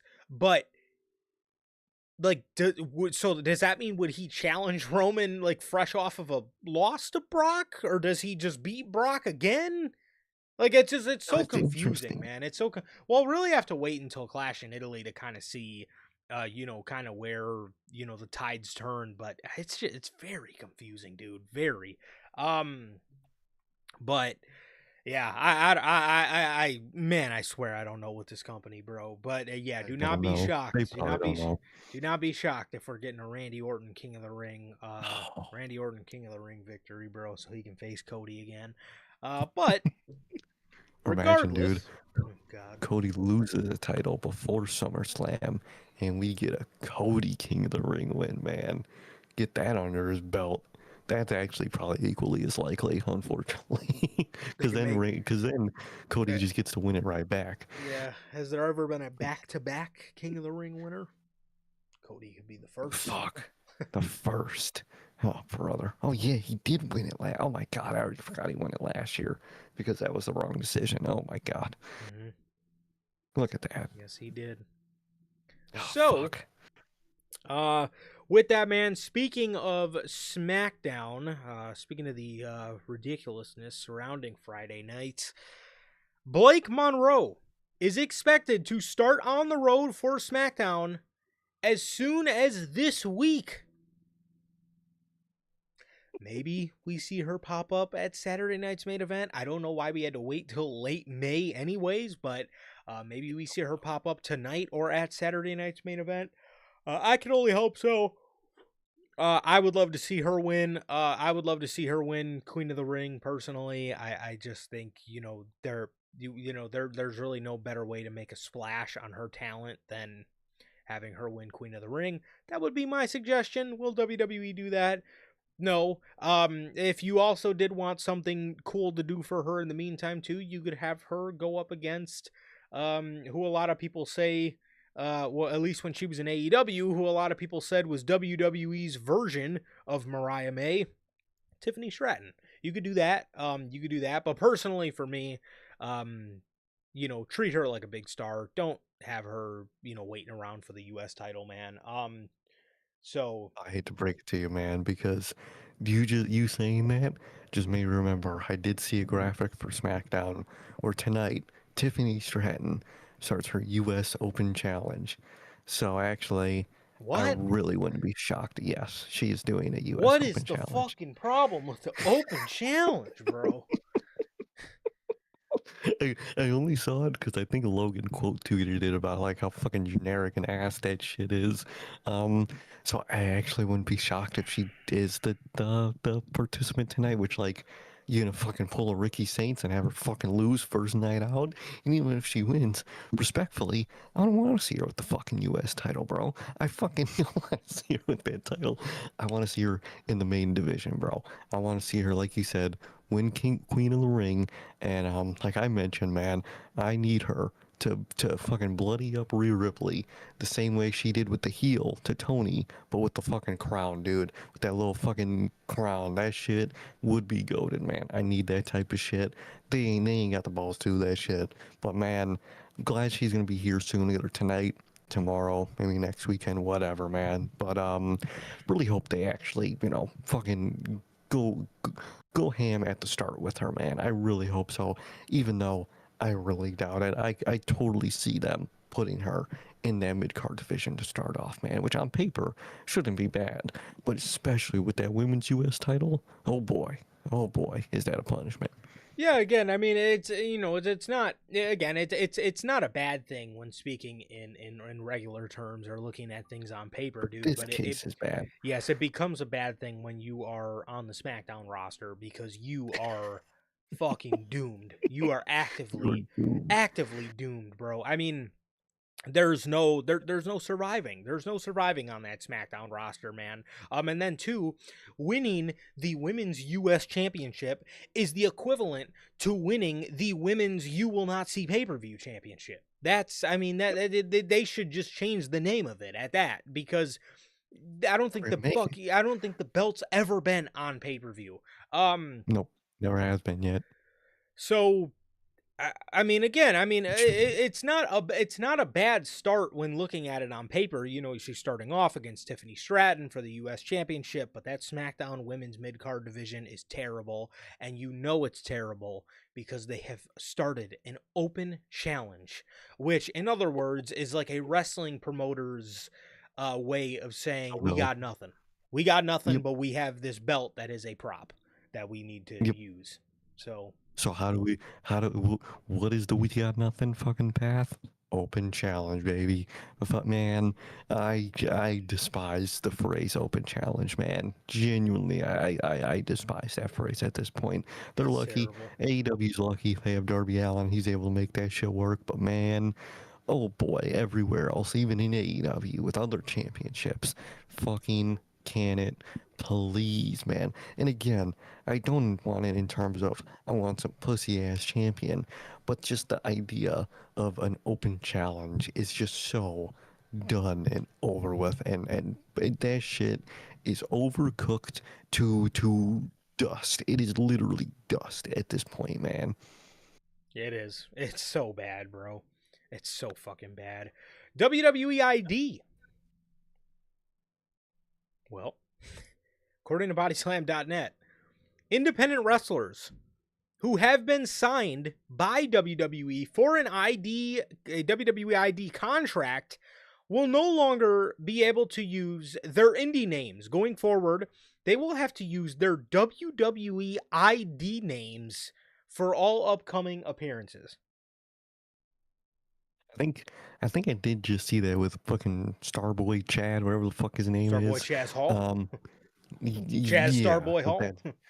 Yeah, whatever it is. He's gonna be in some, indie match. I saw his name on the graphic, and I was like, oh, so they're making him do that now. And now that story actually makes a lot of sense, man. Yeah, they gotta use whatever horrible name they were given, man. So whatever those names may be, you gotta use them, man. If they're giving you fucking, man, I don't even know at this point. I genuinely don't know anybody on that program right now. All the good ones are already we've seen them and they work. What do you think they're can't? So do you think they're gonna make Aaron Work? Be Aaron Rourke? Aaron Rourke is the Evolved champion. Rourke. He is. Yeah. Who is that? The guy that wears all the glam.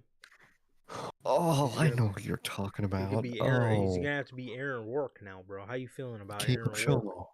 Yes. Oh, never seen a promo, oh, come on, a match, a single clip of anything of his. Never seen an ounce of anything, man. Usually, at least with somebody, you'll see at least a clip of something. Never seen a clip of anything in my life. Huh. Interesting, bro. I thought you were big. I thought you were a big Aaron Rourke guy. I don't think I am, man. I don't think I am. You send me a clip of Aaron Rourke? Yeah, I've sent them, yeah. No, let me peep this clip real quick. Let me see what this has in store. And Instagram doesn't fucking load it. You gotta just love Instagram, man. That shit just works, man. That application just works. Hold on. I gotta see it on my phone, unfortunately. Right, well, let me know. It's a long video. Oh, okay. I'll watch it actually another time. It's a long video that I need audio for. Either way, he does not. I don't think he's gonna be good if I'm gonna predict that. Oh, come on, man. Independent wrestlers, bro. Okay. My question here, bro. where where where did this go so wrong?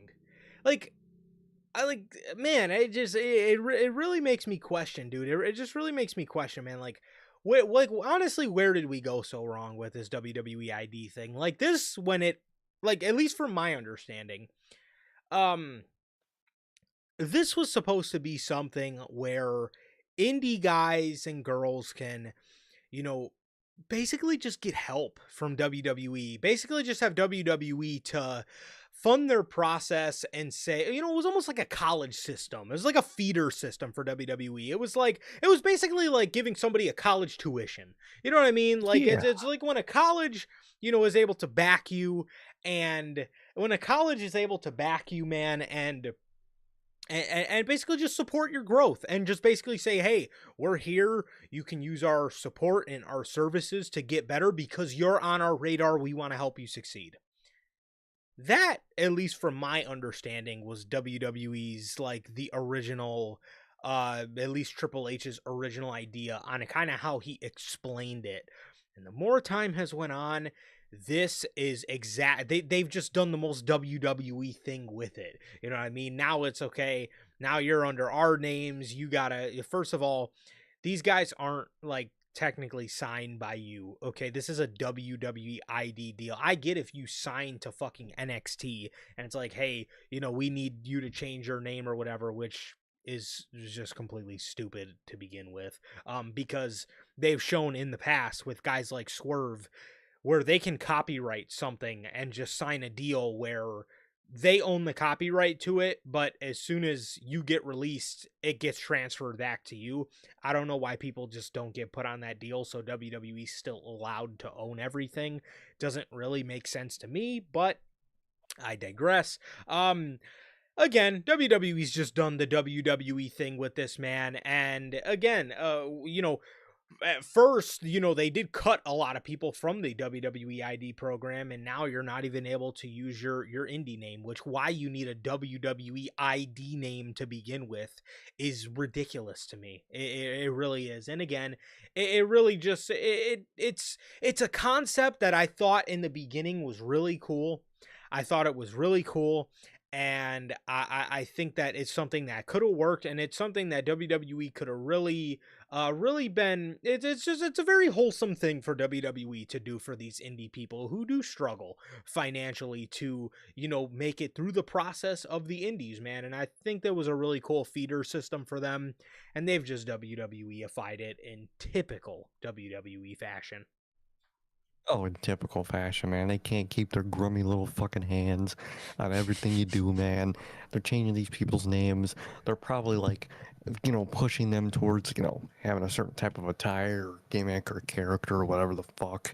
And that shit's horrible, dude. I'm not dressing up the way you want me to. I'm not doing if it's good, yeah, I'll take the advice, I'll do this. I'm not fucking changing my name to fucking Starboy Chode or whatever the fuck it is, man. I'm not changing my name to that shit, bro. And now I gotta work all these shows under this goofy ass name. Shit don't make sense, man.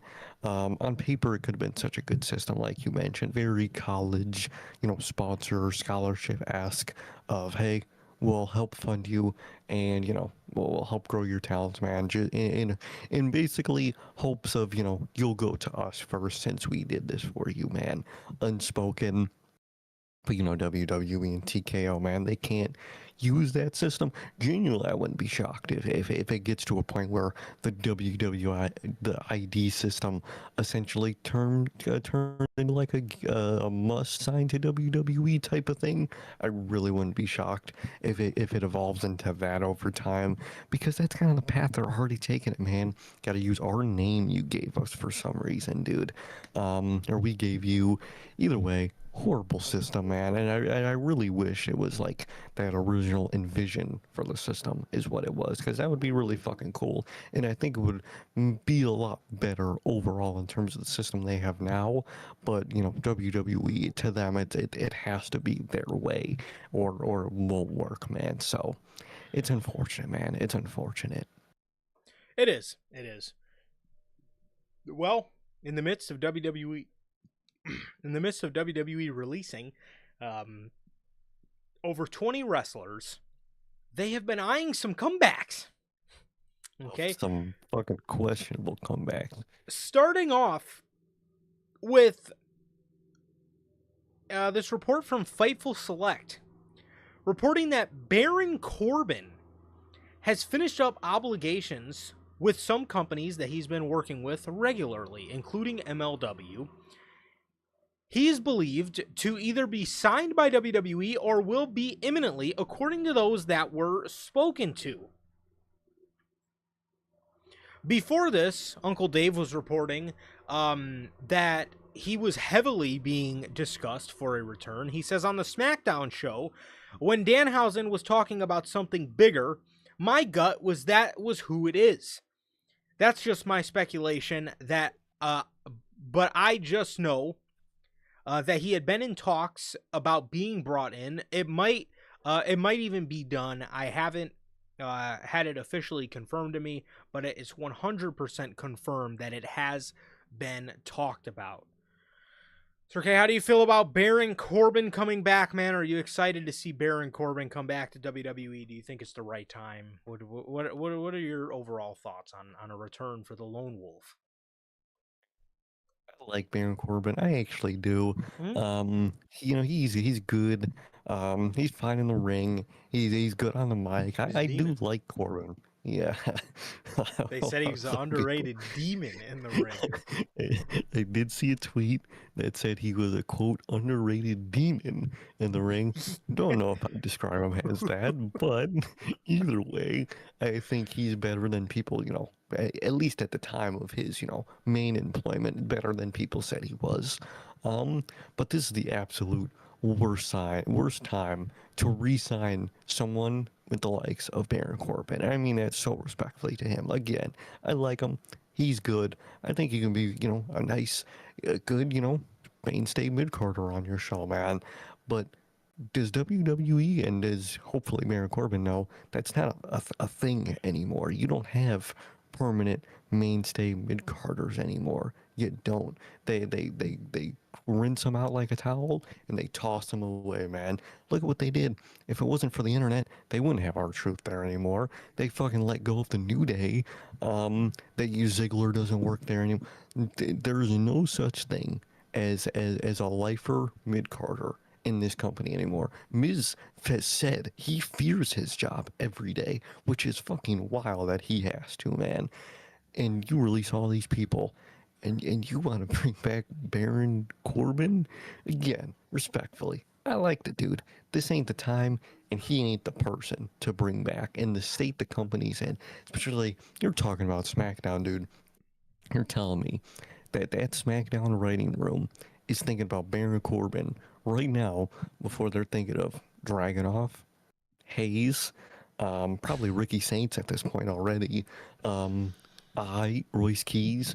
You're thinking about Baron Corbin before the likes of this talent. Crazy to me, man. Crazy to me. Again, I like Corbin. I think in a perfect world, I'd totally be down to see him come back in some capacity. I don't know about a Danhausen come back. He's gonna be Tallhausen or wherever the fuck they're gonna make him. Baronhausen. Fucking Corbinhausen or wherever the fuck they're gonna make him, man. Either way, man. I mean, Danhausen, you're gonna make him a Danhausen lackey, and to Baron Corbin, man. You're worth more than that. Let's be honest, bro. You're worth more than a Danhausen lackey, man. I mean, you're worth more than that, bro. I'm sure you could go anywhere, do something, man. Dude, he was one of those premier always flexes money guys when he was employed, man. So if your personality is true, man, he got the bands.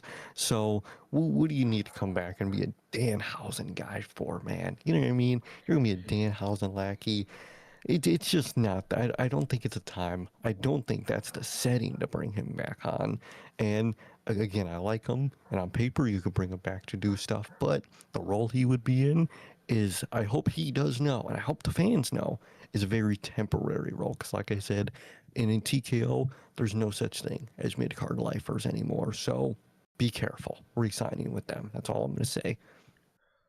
100%, man. 100%. Honestly, for me, it's kind of the same thing, man. It's like you released all these people, and you couldn't find anything to do with the Motor City Machine Guns. You couldn't find anything to do with Aleister Black. You couldn't find anything to do with two members out of the MFTs. You hardly can find anything to do for Javon Evans. Can't find anything to do for half the mid-carders on the show. Carmelo Hayes. And you expect me to think that SmackDown or Raw is going to find something worthwhile to do with Baron Corbin, which, again, no shade on Baron Corbin. I actually like Baron Corbin. I think he improved a lot. I actually loved when he went back down to NXT and had the whole little burn the ship biker gimmick kind of thing going on. I liked it. I liked it a lot, and I think he's a great talent. I think he's one of those guys that's went out on the indies and then he's been a solid indie guy. You know who else was a solid indie guy?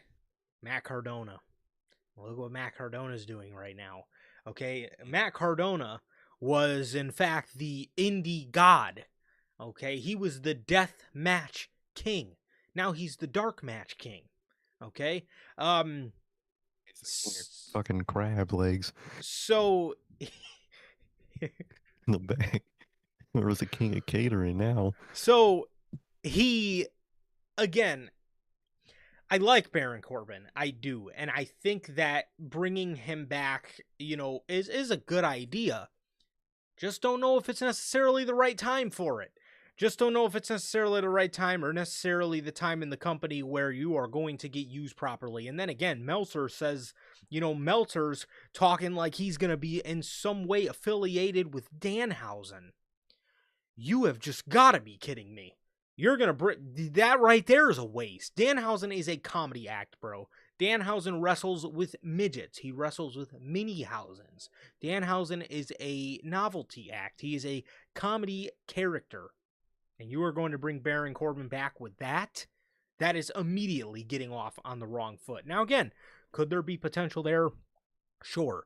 But at the end of the day, bro, this dude was not this dude was not getting used before, and with all the talent they have, do you really expect me to think they're going to use him now? I would love them to. I just don't think it's going to happen. I think he's just going to come back into the company.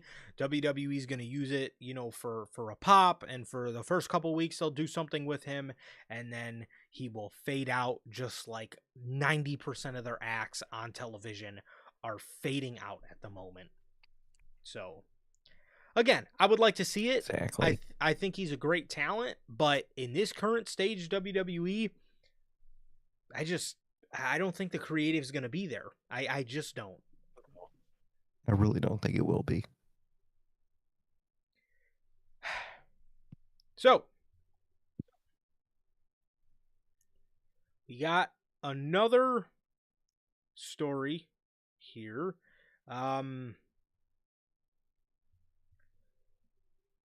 According to... where did it go?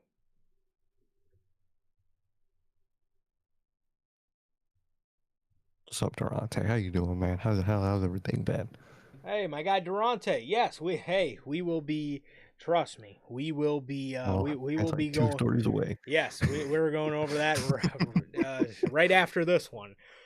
According to WrestleVotes, WWE is interested in bringing in Enzo Amore and Big Cass back to the company. Enzo was recently in contact with WWE over WrestleMania 42 weekend and has been at the Performance Center, while it is believed that Big Bill's AEW contract expires at the end of May or start of June, which is obviously right around the corner. Which again, according to False Finish, Enzo Amore was spotted backstage at the Performance Center and was backstage ahead of last night or Tuesday night's NXT tapings. So this obviously sheds a little bit of light on what we're going to go on next. But before we get on to the tag division in general, Brother, Enzo and Cass. How do you feel about Enzo and Any back? Cass coming back? Yeah, yeah, I'm very mixed about it, man. Because it's just the state of WWE is in Yeah. is my big fear of them coming in, like you just said with Corbin, coming in, doing something for a few weeks, and then just barely being part of the show, and then in a year or two probably get released. That's just the current reality of this company, man. But it is Enzo and Cass, one of my favorite tag teams of that era. I still have that fucking certified G shirt, Same. man. Um, it's dope, dude. And I would love to see it, man, because, I did love that group and I loved their dynamic. Promos were great. They were a great fucking group. They should have, I'll forever say it, they should have won the titles at WrestleMania 33. Forever, that should have been their win right there. And they never Yes. won in NXT because Triple H told them he wanted to save it for the main roster. Never fucking happened. Fucking, that was the start of his lies. Um, but but I really want to be excited for this, and in a way I am.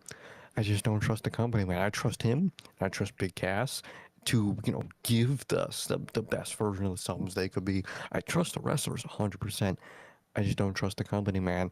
I just don't trust them, man. And I'm down to see it, and I'll definitely mark out and be happy when I see it. But I already know, and that's one thing. That's why I am kind of okay with being happy with it, is because I know, again, with the way this company works, it's only temporary, and the clock will be ticking, man. So I know I will have to enjoy it for probably not the long time we're gonna get it, but in a way, I am very happy with that, man. That's something I've been wanting for years, man. And I hope we do finally get it. 100%. And see, I sit on that fence too, bro. I loved Enzo and Cass. I mean, you couldn't find a bigger Enzo and Cass fan than myself, man. I love these guys. Now, I also want I want some of the fans to keep the same energy. Because when they come back, all the fans that are excited for it, I don't want to hear nothing about Enzo can't wrestle.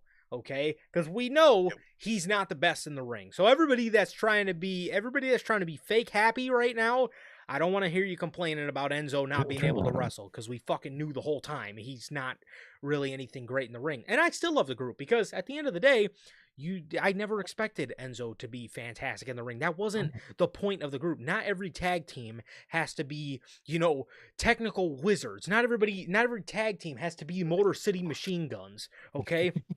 But I loved Enzo and Cass. I would personally love to see them back, because I thought in their original run of the company, I think both guys were immature, either that immature or dealing with stuff. Obviously, we know Big Bill and his alcohol problems. He was dealing with that at the time, which is a lot to deal with. And um, Enzo was doing a lot of stupid stuff. He was getting kicked out of locker rooms. He was, and then the whole police report thing ended up coming out, and he ended up getting released. So there was a lot. There was so much bad that had happened, and I think it was just a lot of bad timing. It's almost been 10 years. Okay, it's almost been 10 years since those guys have been in the company. Um, and I think they both matured a lot. And I think this could really be time, if you wanted to do it right, to give these guys their fucking run. Give these guys their tag title run that is fucking 10 years in the making. But that's where the problems arise. I would hate to see WWE bring these guys in, have them win a tag team championship, and then just have them kind of fizzle out as a nothing tag team on the show, because it happened with God. Everybody wanted to see God win the tag titles. They did nothing. Everybody was happy when the Motor City Machine Guns won their tag titles, and then they did nothing. So they do the War Raiders. When the War Raiders came back and formed back together again, they won the tag titles, did nothing. I would just hate to see them bring them in, have them, hot shotted right to the tag titles, and then just fizzle into nothing. So would I love to see Enzo and Cass back? Yes. I just have absolutely no faith when it comes to this company and tag team wrestling. They fuck it up 9 times out of 10, 9.5 times out of 10. They fuck it up.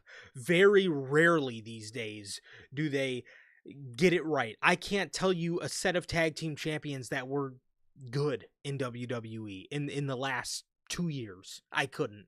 The last good set of tag teams, the last good tag team champions that I genuinely remember is the Usos' long title reign from that, the one that ended at Mania 39. That was 3 years ago. Exactly. I don't think we've got a 3 good set of tag champions yet. No, we didn't, because we got people that are good teams, but they would just win it and do nothing, and that's a long list, especially when you look at SmackDown. That was fucking, they got in the group SmackDown. That's all they did. Hey, look at this team. They're good. Put the title on them. All right, cool. What do we do? Fuck, I don't know. What's another cool team? Get the title on them. That's all I fucking did, and sucks to see. And I know that same fate, is in front of Enzo and Cass.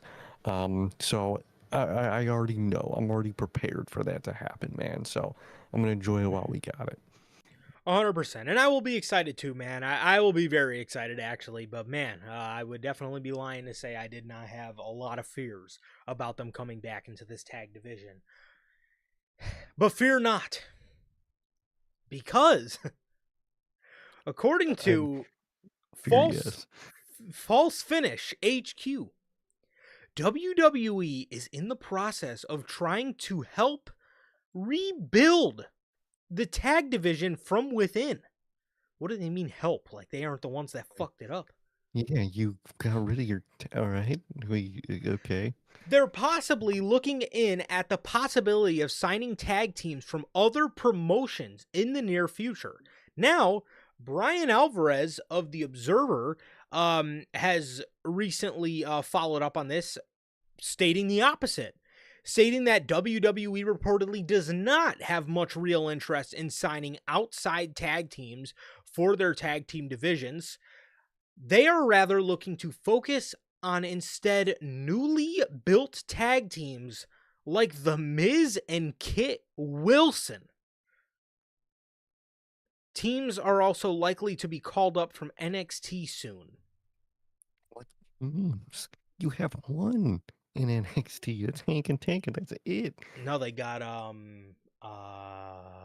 Brady Baylor and Brady Baylor. Oh, wait. Richard Smokes. Yeah, Richard Smokes. They have Rick. Yeah, they got Rick Smoke. They have Brad Baylor. I think that's his name. Oh yeah, what did I call Brady Baylor? Brady Baylor. That's even better, actually, man. Dude, the second version of this story makes a lot more sense to me, because, like, why would you essentially give AEW 2 premier tag teams just to go say, hey man, guess what, guys? We're looking for tag teams. Who wants to sign? In, like, WWE, especially this TKO, Triple H WWE, they love their misfit ass tag teams as their division, man. They got Wepa Up, they got fucking Miz and Kit Wilson. I'm sure they're gonna make more on SmackDown or on Raw. They already got fucking Logan Paul and Austin Theory. I mean, this company, that's the thing. I mentioned earlier when we were talking about Corbin that, lifer mid-carders don't exist anymore, and they don't unless you're willing and really ready to be a tag team guy at the same time, because that's the only way as a mid-card talent you're going to stay in this company, is if you go be in a makeshift tag team with another random mid-carder and call it a fucking day. I mean, there was that portion where they had fucking Andrade and Rey Fenix. They do that type of shit. So I definitely see that as the path that Triple H and WWE is going to take their tag team division. That's horrible to me. I mean, none of these teams are real, feel real. Wepa Up is garbage. The Vision is garbage. On paper, you have, the Bronze. That's like the one good one out of the fucking pile of shit. But I think that is their plan. I think that's a horrible plan, and that's scary to me, man. That's scary to me. They might have to add um, Danhausen and Tallhausen to that list soon enough, man. They got the worst version of the MFTs in there. That's the path they're going with. And if they think that's fixing and aiding their tag team division, they have to fucking get rid of one of those tag team titles and just have one men's tag team titles that float the shows, because you don't have the division and you aren't gonna set up the division that warrants two separate tag team titles. Get rid of one and just have one, dude, because at this point you are so screwed when it comes to tag team wrestling. You need years to repair this division and a lot more trust that you can't gain right now, because the only trust you could have gained is going to AEW, and they're going to be there for a while, man. So it's going to be a while. It's going to be like this for a while, man. 100%. So obviously, man, after I heard this story, I gotta ask a question, man. Is this WWE genuinely caring about their tag division and wanting to rebuild it because you just fucked up, or are you just saying this because you know you kind of just handed AEW a reinvigorated version of their tag team division? Once we get Motor City Machine Guns and the New Day, along with all the other teams that they do have with the Bucks and Edge and Christian and FTR, and the Hurt Syndicate and those teams. So, and I'm sure there's a bunch of the Death Riders. There's a bunch of teams that I'm still probably leaving out, but AEW is going to have a great tag division on paper. And is that the only reason this is being brought up? Because why is this being brought up now? Why is this being brought up after you released the Wyatt Six? Why is this being brought up after you released two guys out of the MFTs to make what, the tag team out of the group? Small Tonga and Tall Tonga. I mean, why is this being brought up now after you have released the Motor City Machine Guns, after you done basically let the New Day walk because they didn't want to abide by your shitty little contract? Now you want to reinvigorate the tag team division. You want to rejuvenate and help rebuild the tag team division. No, you're not. No, you're not. You want to know how I know you're not? Because you have fucking tag teams like Damian Priest and R-Truth running around with a set of tag titles, calling themselves the World Tag Team Champions. And then, on the other brand, you have you have Austin Theory and Logan Paul running around calling themselves World Tag Team Champions. You don't give a fuck.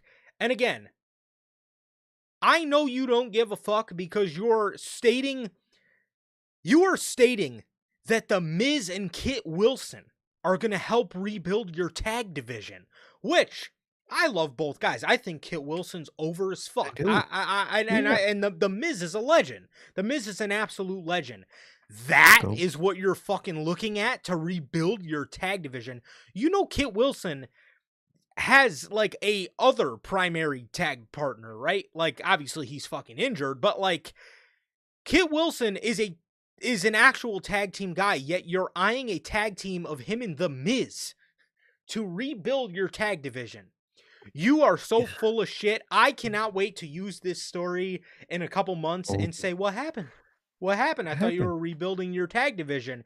Dog, you ain't rebuilding shit. You let Tommaso Ciampa walk. You let the New Day walk.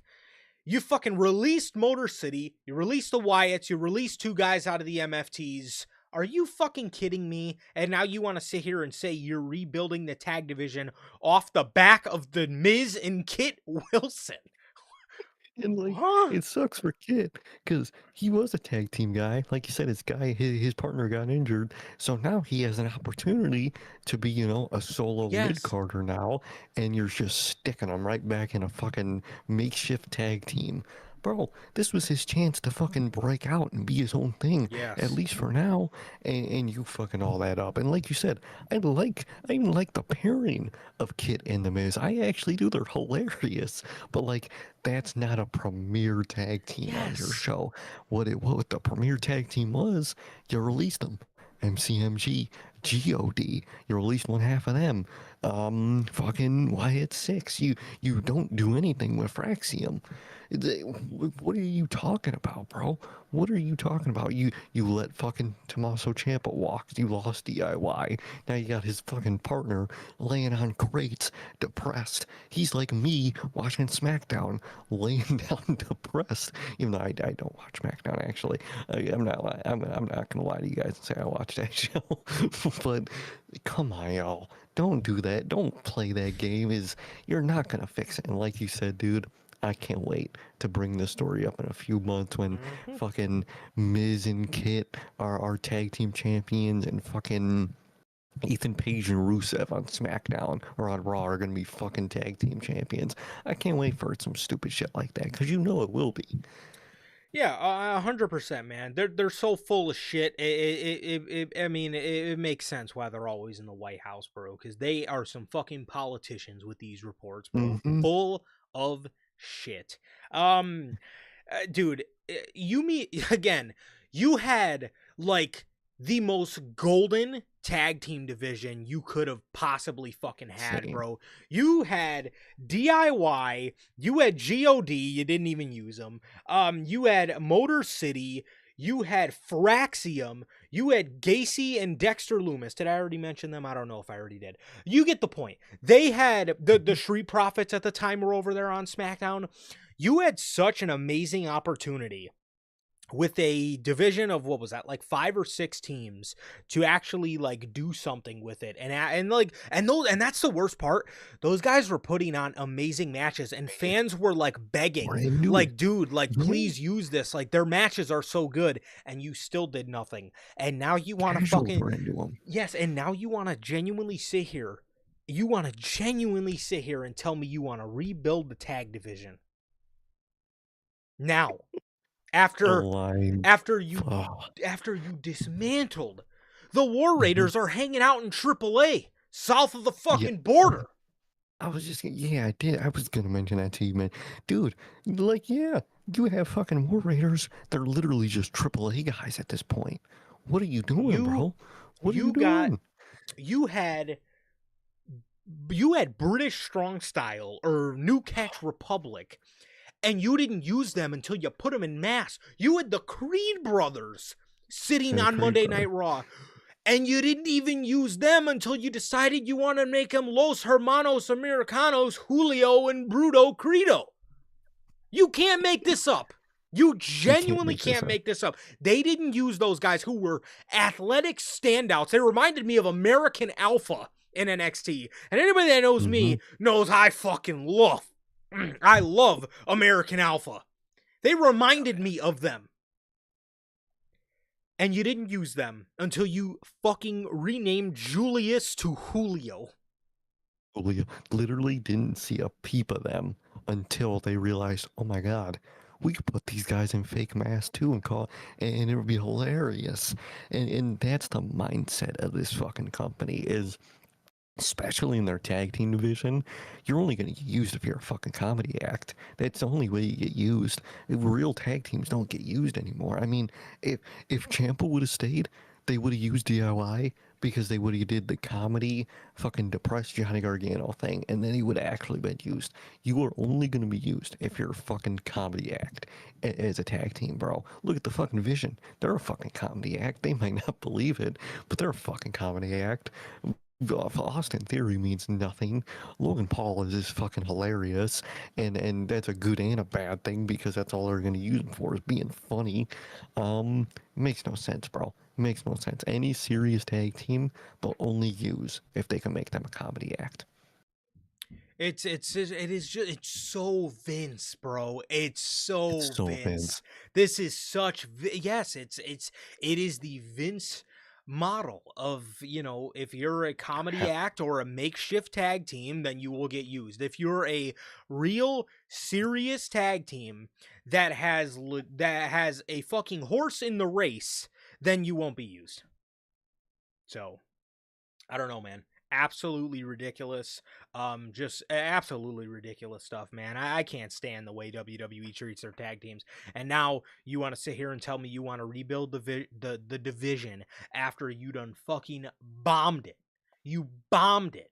You bombed the division, and you want to build it off the back of Miz and Kit Wilson, which is feuding with Danhausen, and I'm sure he's going to get a makeshift partner, which, if Dave is correct, could be Baron Corbin. You want to rebuild your tag division off Baron Corbin and Danhausen, and all the tag teams that we just listed that you had. Are you ready for some Danhausen and Baron Corbin grabs? That's what we're going to get. What the fuck is that? What is that, bro? How is Baron Corbin going to be in a tag team and he's going to be the in-ring heavy lifting? What are you doing, bro? He's an in-ring demon, I guess. He's going to prove him right. He's going to fucking prove Twitter right. Tell me he's a fucking secret demon, apparently. I don't fucking know about that, man. But, dog, what are you doing, bro? This is your tag team division. Wepa Up are your tag team champions. The man that calls himself the Pressure, Austin Theory, and Logan Paul are your other tag team champions. This shit sucks. This shit sucks. What a lie. What a fraud. And I can't wait to fucking prove this shit wrong in fucking 2 months. Probably a month knowing this company. You don't even gotta wait. Horrible. And that's all for the news today, guys. Moving on here to the predictions for this weekend. Starting off, we have absolutely one of the worst Saturday night main event cards I genuinely think I've ever seen. Starting off, It looks horrible with this match. This is Women's WWE Women's Champion Rhea Ripley and Charlotte and Alexa versus the B Fabulous Group. B Fab, B Chin, and Jade Bargill. What the fuck is this? What is this, Paul? Do you think this is going to get people to come out to Fort Wayne, Indiana? Do you honestly? And that's like my killer about this, bro. Is you just got a call up of a women's trio, and you have another. You know, I didn't even like them, but they're another real women's trio in the Be Fabulous group. Why isn't it Real Trio versus Real Trio? Why is it Real Trio versus makeshift baby faces? Why on fucking earth can a wrestling company not make an actual faction foe, two heels? It's man, that shit drives me crazy. Whether it's random matches, war games, fucking stadium stampede, no matter what it is, bro, it's always faction, random baby faces. Never faction. I hate that shit, dude. Either way, this shit is ass. It's the Be Fabulous group, and it's fucking just a bunch of baby faces. Oh man, I feel like the heels might get it. Yeah, I could see it. I mean, I'm sure it'll set up another Rhea Jade match, which I'm assuming is what they're going for. So yeah, I'll go ahead and say the Be Fabulous group of B Fab, B Chin, and Jade Bargill. Jade Barbell. You can't say none of the C's in her last name. That's how it works, man. None of the C's. You gotta say. What about the G? You know, you gotta. Oh, it is. Oh yeah, you know what? She's not Jade. She's not Jade Carkill. True. It is true. I'm kind of stupid, so never mind. You were right. Actually, I'm stupid. I like Bargill anyway. It's a good name. I do like Bargill. Sounds like something WWE would come up with. It really is. And if things couldn't get any better for the women, we have the Irresistible Forces, Lash Legend and Nia Jax, versus the new Bella twins, Brie Bella and Paige. Brie Bella and Paige. What the fuck, man? Who the fuck put this on there? We honestly couldn't get a Tiffany Stratton match on this but we could get This this. at least Who is we get coming out this, to see man. this? Dude, I have no clue, man. Maybe Man, people that want to see 2026 Page Graps don't know who that is, or maybe 2026 Rebella Graps really don't know who that is, man. Either way, I mean, any people in this match. How is Lash Legend the best wrestler currently in ring out of this match is crazy to me, man. Crazy to me. Obviously, Smash grabs. potential wise, OG wise, Page, but yeah, I don't know. Either way, this shit is absolute shit from a butt, and I think they're gonna retain the tag titles. Who fucking cares? Well, there you go. It's definitely a way to word it. And we have the we have the Raw tag team titles or the World tag team titles. This we have defending the Dead Division Championships is the Vision. I'm starting to think we should call them the Blind, because this is Logan Paul and the man who calls himself the Pressure, Austin Theory, because he Yes. finally is embracing the pressure of being a WWE superstar, versus What is the reason, brother? versus the guys who have no street cred, the Street Profits, of Angelo Hawkins and Tez. Again, I mean, what the fuck is this match? At least these guys are good wrestlers. I'll give them that. I don't know who's coming out specifically to see this, but at least these guys are good wrestlers. All of them. I'll give them that. I'm sure this is going to be the Vision. Don't know who's spending money to see this. Don't know who's spending money to see it.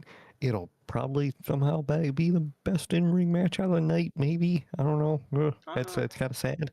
The next one has its money, but like even then, sometimes chemistry doesn't always work out.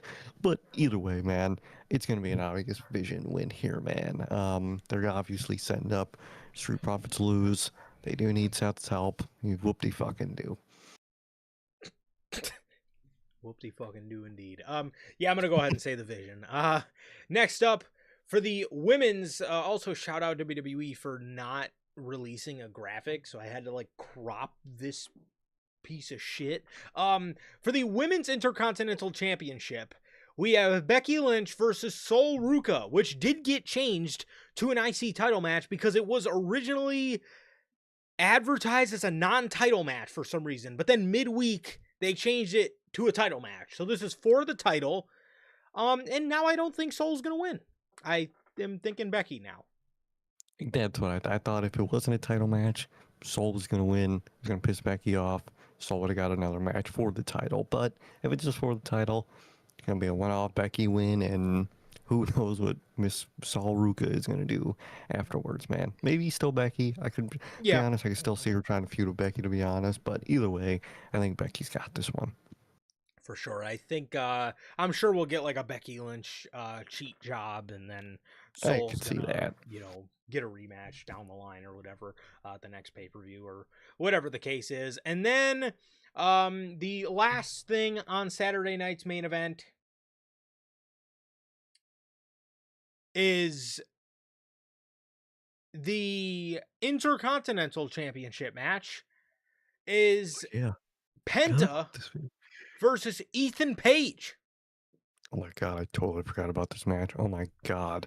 This is gonna be I certainly hope Ethan Page doesn't win the championship after the monstrosity of a promo segment that we seen on Monday where he claims he's going to rename this to the Ethan Page title because of how handsome he is. What in the generic hunk of junk garbage is that? Good lord, man. Good lord, yeah. Either way, it's going to be a Penta win. It's going to be a very good match. I totally fucking forgot that this was on the show, man. But either way, it's going to be a good match, and Penta is going to definitely retain. Yeah, I'll say a Penta retain too. Logan's also saying the Becky Sol thing was a mess up. If it's a non-title match, LOL. If it's a non-title match, I'll say Sol. I think that's how she'll get the title match, but yeah. Exactly. So, moving on to Double or Nothing. This is the show we will be live for Sunday night. We have the first match, the women's Owen Hart Foundation Cup tournament quarterfinal. We have Mina Shirakawa versus the forever ROH Women's Champion, Athena. Whatever. It's not a great thing. No. For this one, I don't see a reason why Athena wouldn't make it out of the first round. At least I would fucking hope that she made it out of the first round. So I'll say Athena. I will say Athena too. It'd be a really bad decision, which with the way they do Athena, I wouldn't be shocked with. But she has to at least make it past the first round. Please, for the love of God. Yes. Speaking of the women, we have the Toxic Spider Tekla. Did you hear a promo on Wednesday, man? It shows gas. Or was it on Wednesday, or was it just an internet promo that they posted? It might have just been one they posted. I certainly hope so. Thankfully, I missed it. I was watching What? Thunder Spurs. Oh man, it was great, dude. It was great. She talked about all these dumb bitches on the show are too busy arguing themselves while she's focused on one thing, and she, hits the title on her waist, man. I think Game I did pump. see that now that you mention that. My God. We have Tekla defending against Hikaru Shida, Jamie Hayter, and Chris Statlander. Random ass match. I'm going Tekla. I'm going Tekla. It's literally, hey, who's like some of our big women right now? Let's just get them all together. One match, boom, bang, done. Let's move on. I think it's obvious Tekla win. There you go. And then next up, we have the Continental Champion, the one true king, the head of the HR department for All Elite Wrestling, Jon Moxley, defending the Continental Championship against the Violent Artist, Kyle O'Reilly. His kryptonite, mind you. Kryptonite, which is a wild fucking kryptonite to have, I guess, man. You'd think it'd be, someone of a little more value on the show, but a little bit. Either way, that is his kryptonite, man. Oh, that's why I thought he won the title. I forgot he's a fucking trios champion. That's why he had a title around his fucking shoulder, dude. Oh my God. Remember, he beat Clark Connors after Clark Connors was fucking the couch. Come on, bro. He was fucking the couch and he lost, man. Yep. Either way, I think it is going to be a Moxley retain here, man. Yes, I think so. I think he's finally going to get over his biggest nightmare. This is like Fletcher. This is like Chet Holmgren finally finally conquering Victor Wembanyama, bro. It's Kyle O'Reilly to Jon Moxley. It's his kryptonite, man. It's fucking kryptonite. It's Kyle O'Reilly. Yes, I'm going Jon Moxley here. In fact, I certainly fucking hope so. We got a men's quarterfinal Owen Hart Foundation Cup match. This is Swerve Strickland versus Bandito. This one, just for the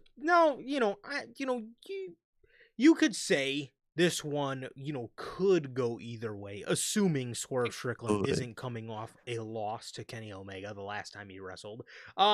Because of that, you can't have Swerve just running around talking about, he wants everybody's power, but then he just fucking loses. You obviously can't do that.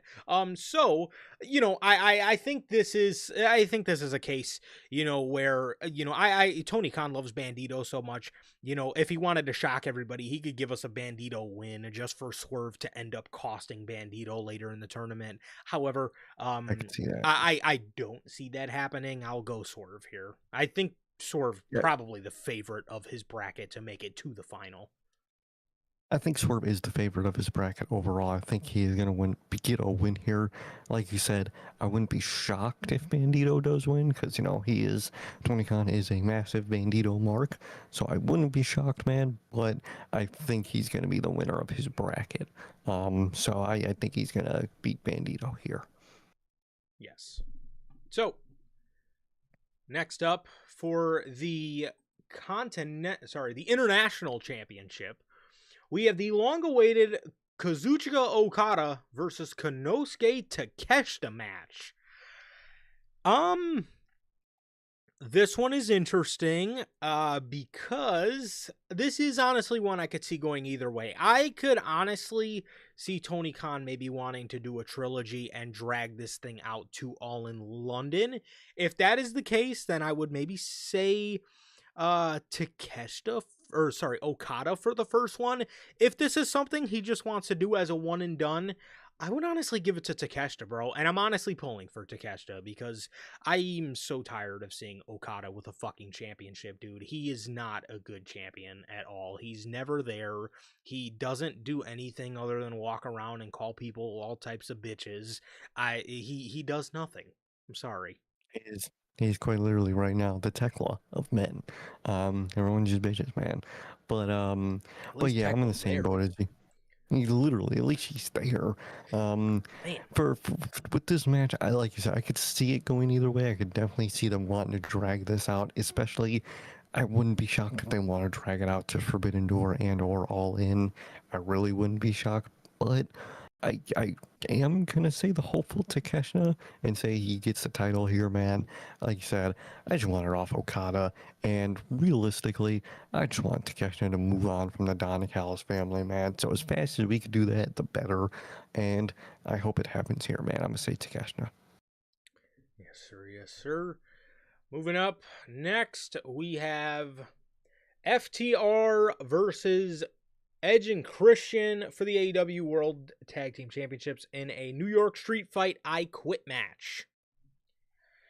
Well, this one also, forgot to mention, a unwritten stipulation is if Edge and Christian lose this, then they will have to disband as a team. They will retire as a tag team.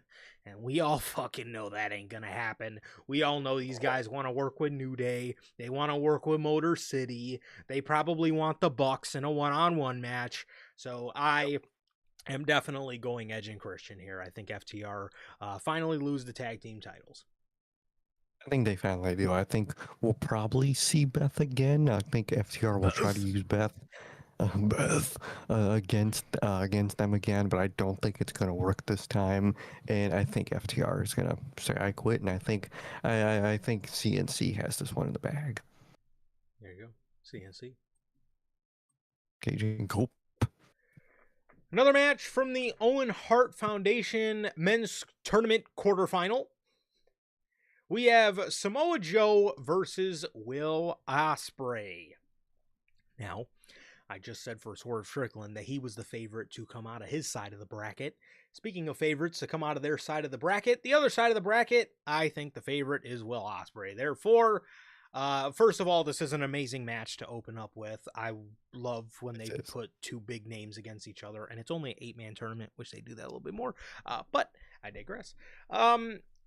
Will and Joe, I think they're going to put on a fantastic match. I'm excited to see Will Ospreay, this new version of Will Ospreay. Excited to see him in the Owen Cup, and I think this is his to win. I think this is his year, man. So I'm going Ospreay for this, and I am predicting Ospreay all the way to the final.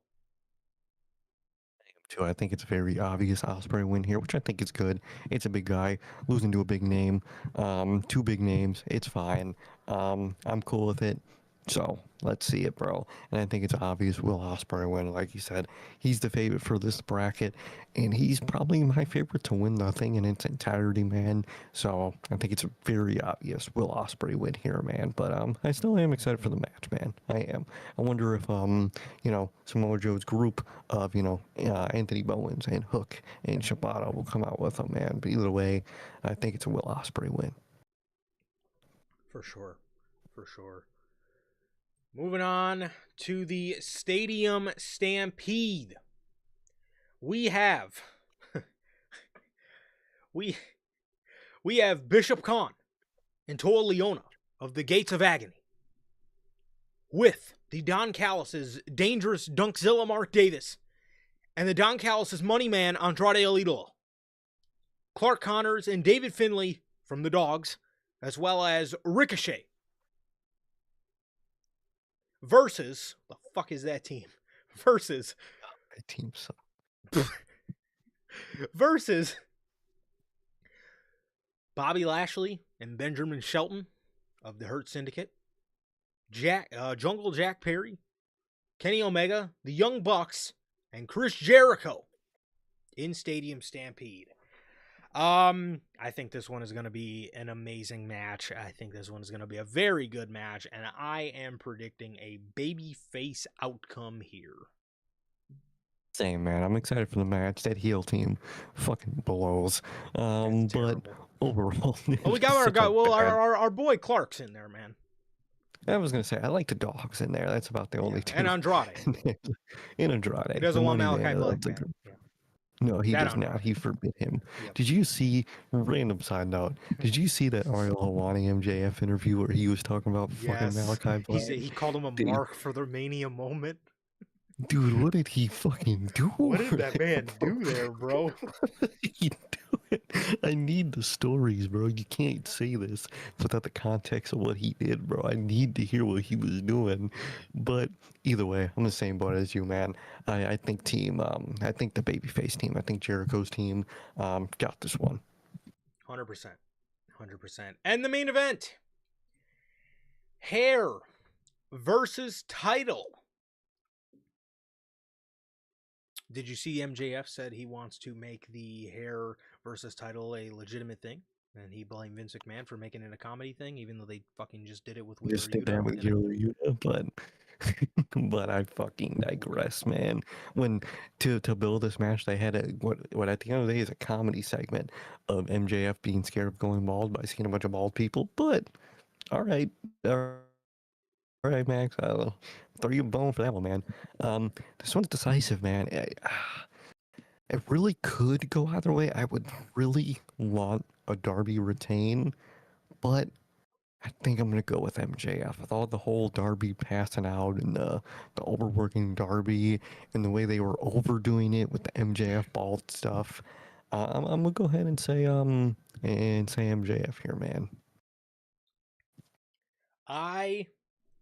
I'm going to sit on the opposite side of the fence, wishfully thinking that we get our Ospreay Darby main event at All In.